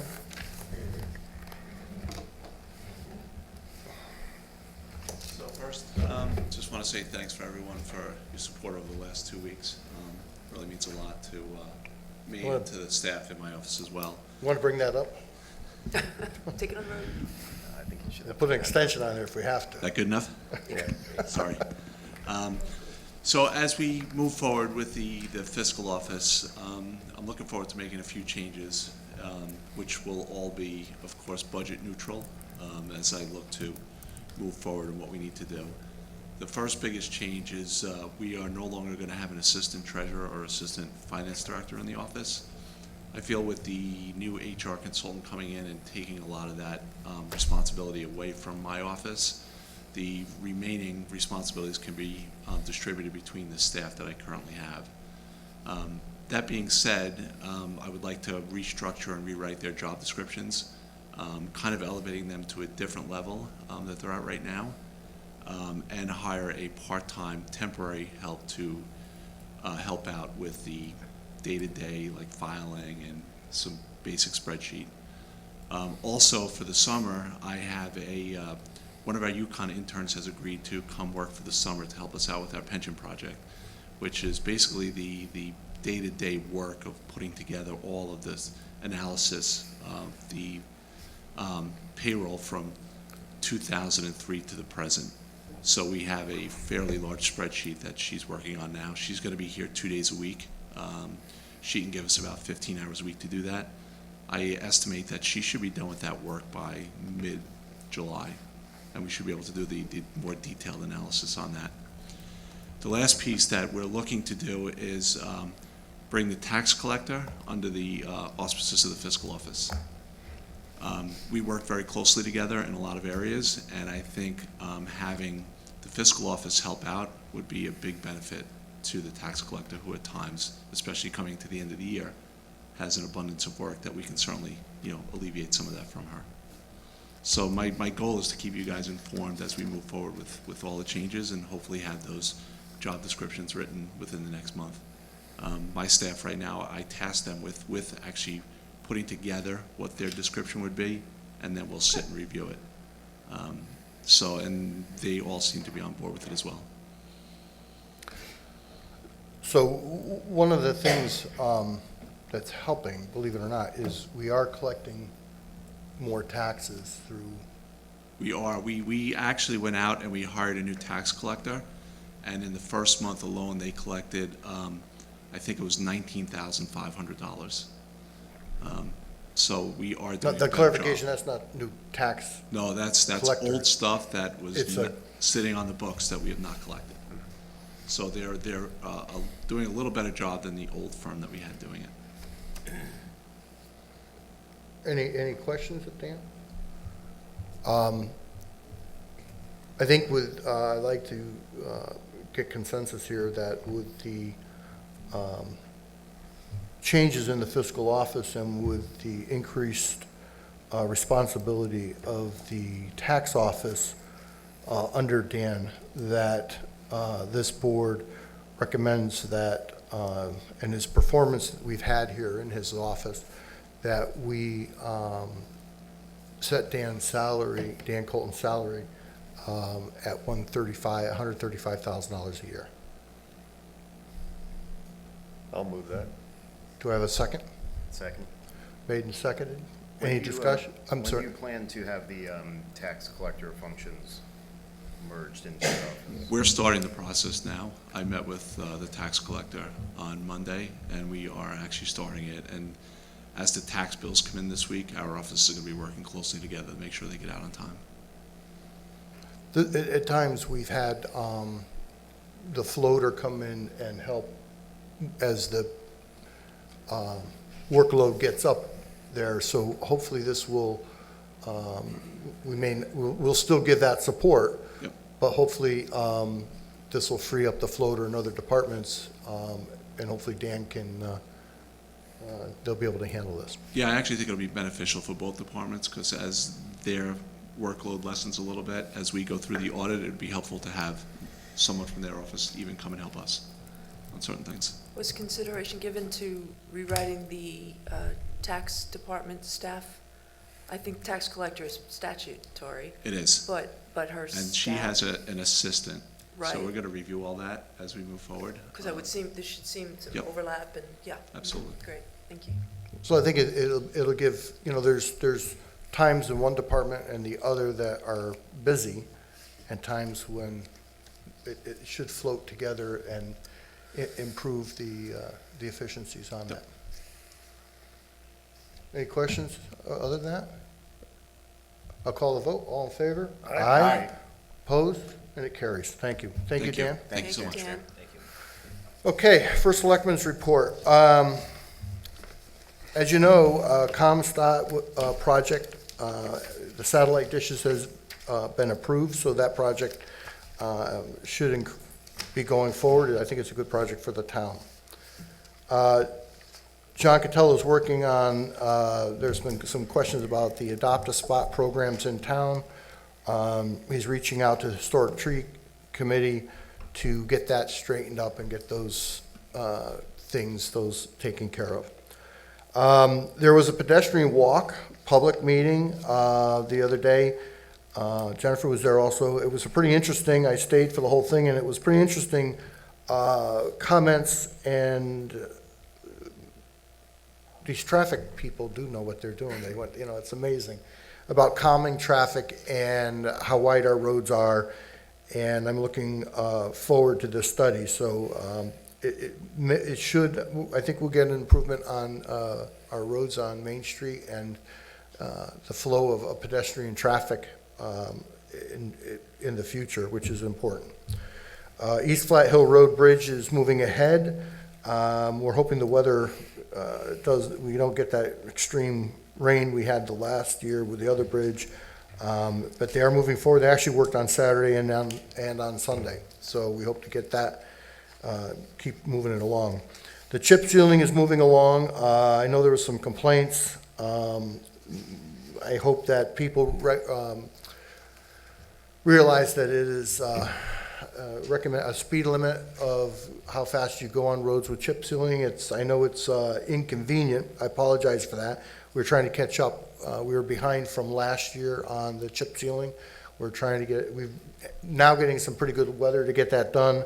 The process will also include the fog sealing on top of it. I was actually on some of these roads recently on other things, and it seemed to be pretty good. Have they done the fog sealing on? No, first they do the chip sealing, but I now, know, yeah. and once it sets, then they have to sweep So they it. haven't actually done the fog? They haven't done the part of fog it yet. Well, that'll take care of a lot of the flying. Yeah, it'll chips. lock it in and make a big difference. Again, we went back out on advertising for the EDC director, and we're waiting for those applications to come in. We've gone over the tax collector's position. We are in the process of corporal promotion. We have an opening. There will be a written test on Monday, June 17th, with an oral exam soon after.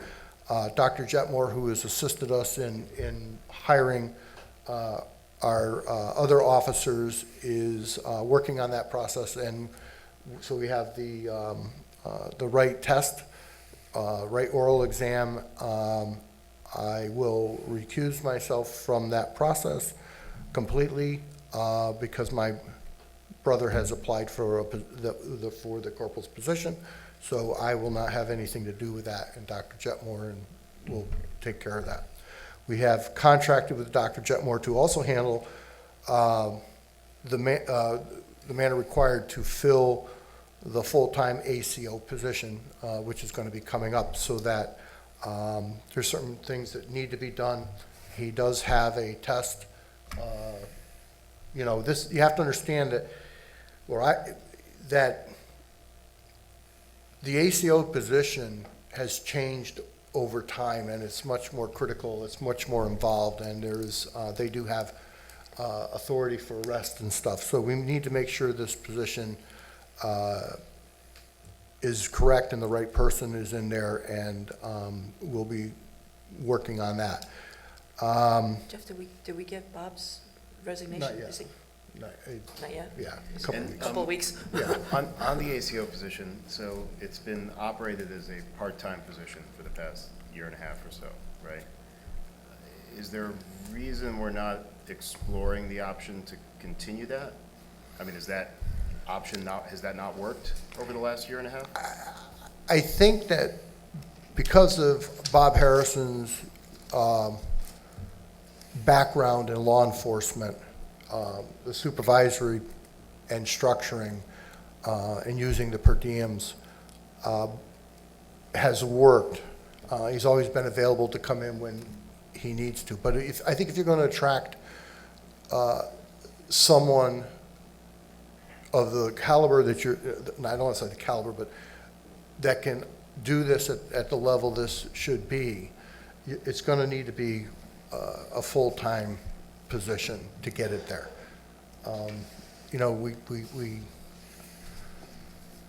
It does keep busy. I mean, they are pretty busy. I mean, they've done a pretty good job of taking care of some animal hoarding situation without a lot of press. Went very well. So I don't think it's gonna work doing a part-time, because we were fortunate that he came in and he had all this expertise and he willing to do it on a part-time basis and structure it and make these improvements. But I don't think we're gonna find that again. If we could see, but, I think the ACO gets calls at all hours. It's like, it doesn't, I mean, the animals are found at any time of the day, and the call might come in. So I know Bob would just kind of run out and take care of stuff, even if he was doing something else. I don't know if he'd get somebody else to do that. I don't know. Maybe that's part of the job, I guess. well, anyway, we're gonna put together a test for that. I feel it's important to run the animal control department in the correct manner this day and age. It's not, it's not just their dogs. We're dealing with wildlife at times, to some degree. And there's arrest powers and whatnot. So we want to make sure. I agree. The genesis of my question is, I assume you believe that the animal control function has been operated correctly over the last year and a half, a certain way. So that's just sort of the genesis of my question. It's been operated in a certain manner on a part-time basis. So that's just, it's just a question I have. Like, what, if it was able to be done over the last, year and a half or so, why aren't we at least looking at that? It doesn't require a full-time position. That's the question in my mind. If we've been able to function and we think it's been functioning well, is it required? It may be. I'm not saying it's not. It's just a question I have. That would seem like the kind of thing that the Human Resources Consulting Company might be able to. We can put out. To help us on. Yeah. Okay. All right. So that's my report. And we can move on to reports from liaisons. George? Nothing on road study, tax abatement. I think you've heard enough of that. I don't have to say anymore. Can you give the summary of the presentation? I'll defer to Bill on that one. IT committee, there was not a meeting, but I did attend something called the DEMIS Region 5 Cybersecurity meeting, of the first one, actually. DEMIS is DEMHS. It's Department of Emergency Management and Homeland Security, if you were wondering. I didn't know what it was until I actually got there. And Region 5 consists of 43 towns, so it's a pretty big chunk of the state. Interesting meeting. The region has received $100,000 from the federal government to focus on cybersecurity issues. Out of 43 towns, there were 3 towns represented. I was there from Southbury. We had a guy from Danbury and a couple people from Ridgefield. So just to give you a sense of the level of interest there is not all that high. Until it happens. That's right. Yeah.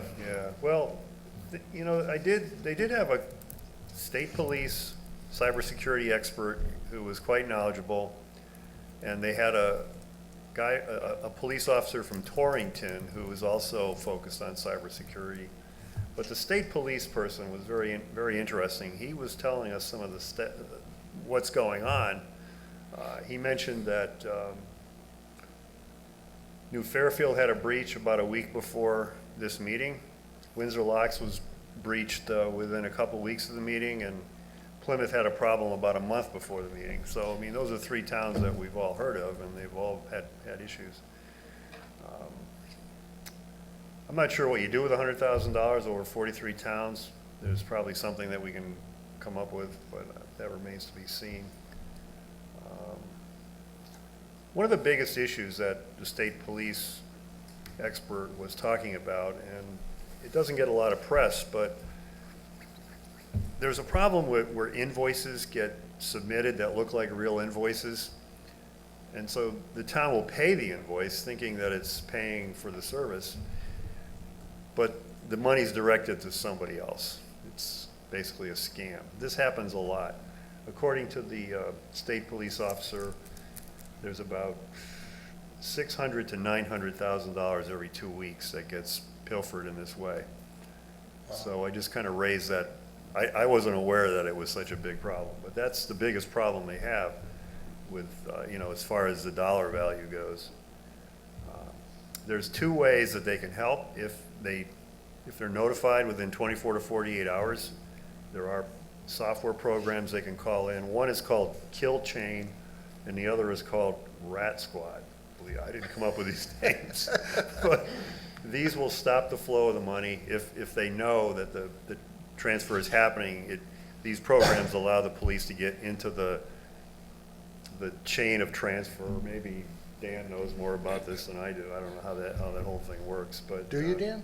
It actually just happened in one of the Connecticut towns that was a construction project going on for years. And someone kept calling the fiscal office and saying, just want to introduce myself, I'm with the company. And after about 3 months, they said, oh, by the way, did you hear our ACH changed? Because the fiscal office was like, no, I never heard anything of it. So I said, I'll email you the information. So they emailed it, and it was totally bogus. And this company got paid, I think it was something like $50,000. So this is happening a lot, apparently, and nobody likes to talk about it, but it's probably our biggest risk factor with cybersecurity. George, was there any discussion at this about what's going on still in Baltimore? No. Is everyone familiar with that? So the city of Baltimore, about 3 to 4 weeks ago, the New York Times did a huge feature story on it. The city of Baltimore, about 3 or 4 weeks ago, became a victim of ransomware hacking.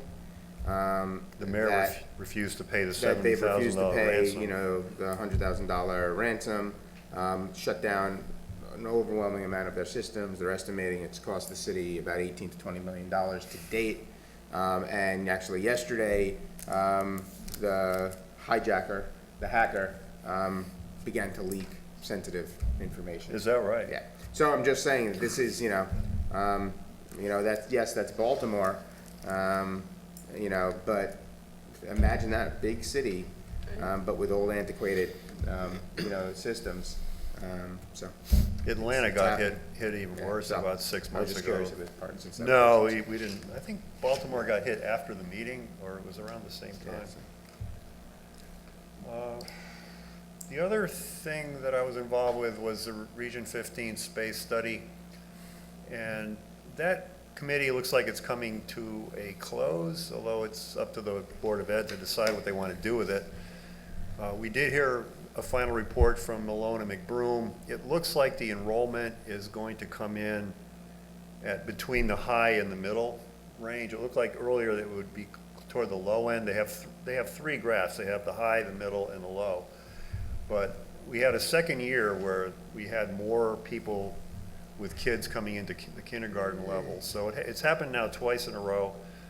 Maybe that's an uptrend, I don't know. But it doesn't really change the overall trajectory of enrollment, which is basically going down. It's just not going down as fast as what we thought earlier. There was some discussion at this meeting about what to do about the schools, and one proposal was made, and these are just very tentative preliminary discussions, to combine Gainfield Elementary and Pomperog Elementary and put them in a new school. And then there was also a proposal to combine the 2 middle schools, Rochambeau and Middlebury Memorial, yeah, I forget what it's called, and put those into one. But these are very early. I think the real discussion about what to do with the space is off in the future somewhere, and whether the town is going to be involved. I don't know if they'll continue the committee. I think it would be a good idea to have it, because it provides a channel of information flow back to boards like this one, so you can hear what's going on. So that's it for me. I think certainly so we can understand it and get that message, whatever it is, back.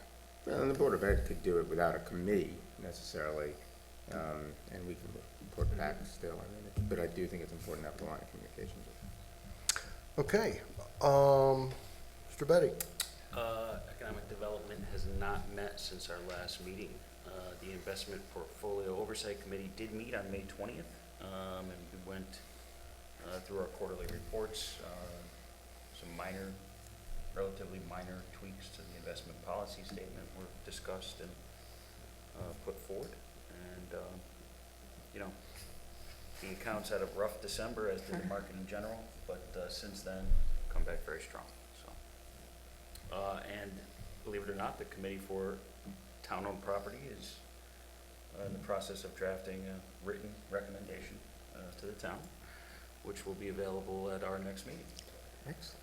Fabulous. or just before. Congratulations. Jason?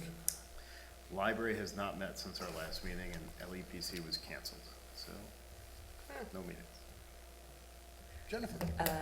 Strategic Planning Commission, they came to us last time, and they are in the throes of putting together a trial run of the survey assessment that they want us to go through with them, highlighting the priorities that we see to implement in the plan.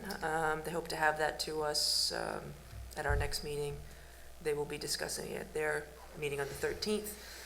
Local Prevention Council is actively seeking the $600,000 grant for a drug-free community. It would benefit the community $125,000 a year, and they are going to be focusing on, I think I've reported on before, vaping and marijuana smoking. Apparently, vaping is an epidemic, and let's see, they're working with the region, compiling data, and they're also seeking input from the Middlebury and Southbury Police Departments to include in the grant application.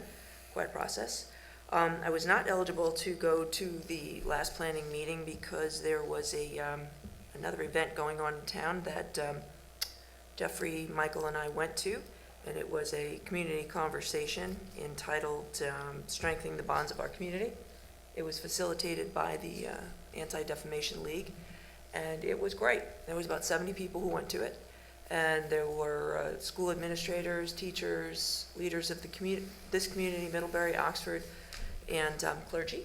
And students. A lot of And students. several very ambitious students Yeah, with great. great aspirations.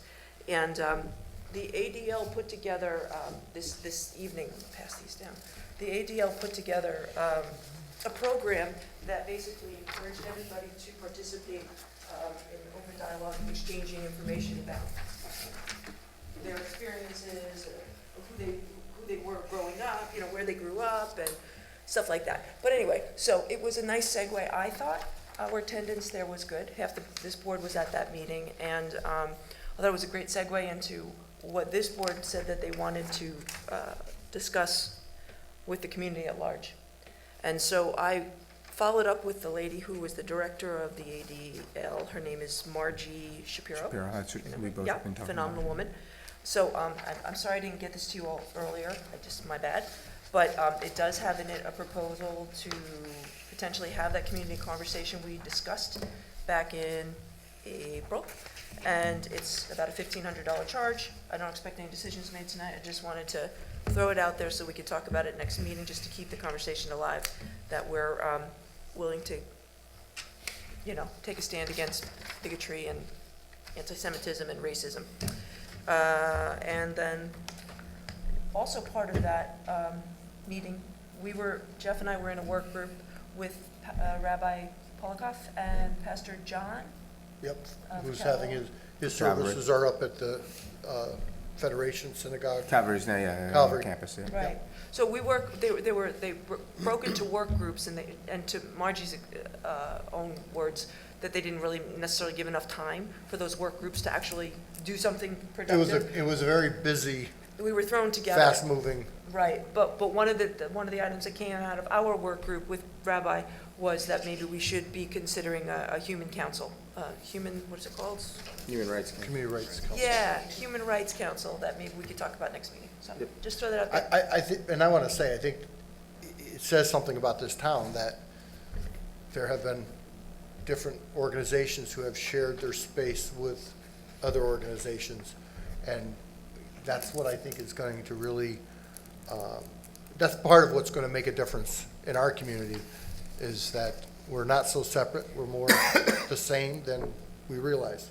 And, It was a great event, and, you know, we went into it sort of with our eyes looking at what could we do, could we adapt it or use it as is for a town-wide type forum, so. It was 3 hours, and at first I was a little hesitant to get excited about it, but I gotta tell you, it was phenomenal. It was so well done, and it was really an eye-opener for me.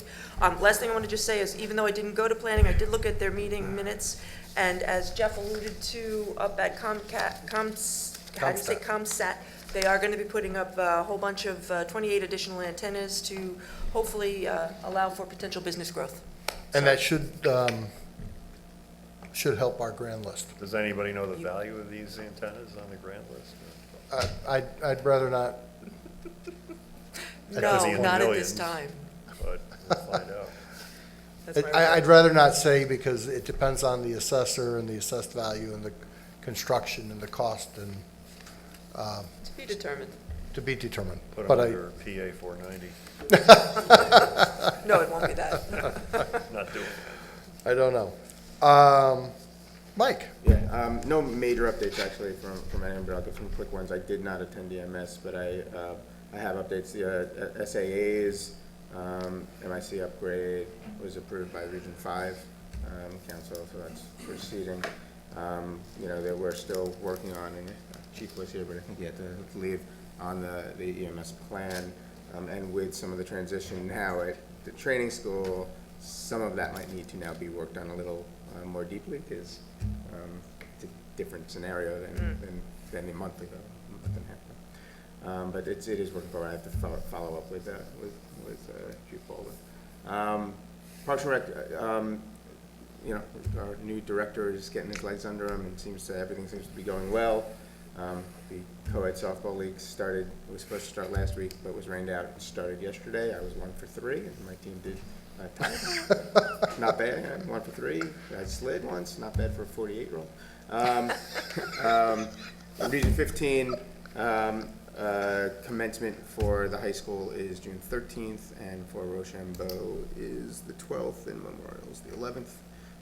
It's coming to an end, and finals are going on right now at the high school, I can tell you firsthand, so that's it. Okay. Any other business? Motion to adjourn? So moved. Second? All in favor? Aye. Aye, opposed, it carries. Thank you. That's all.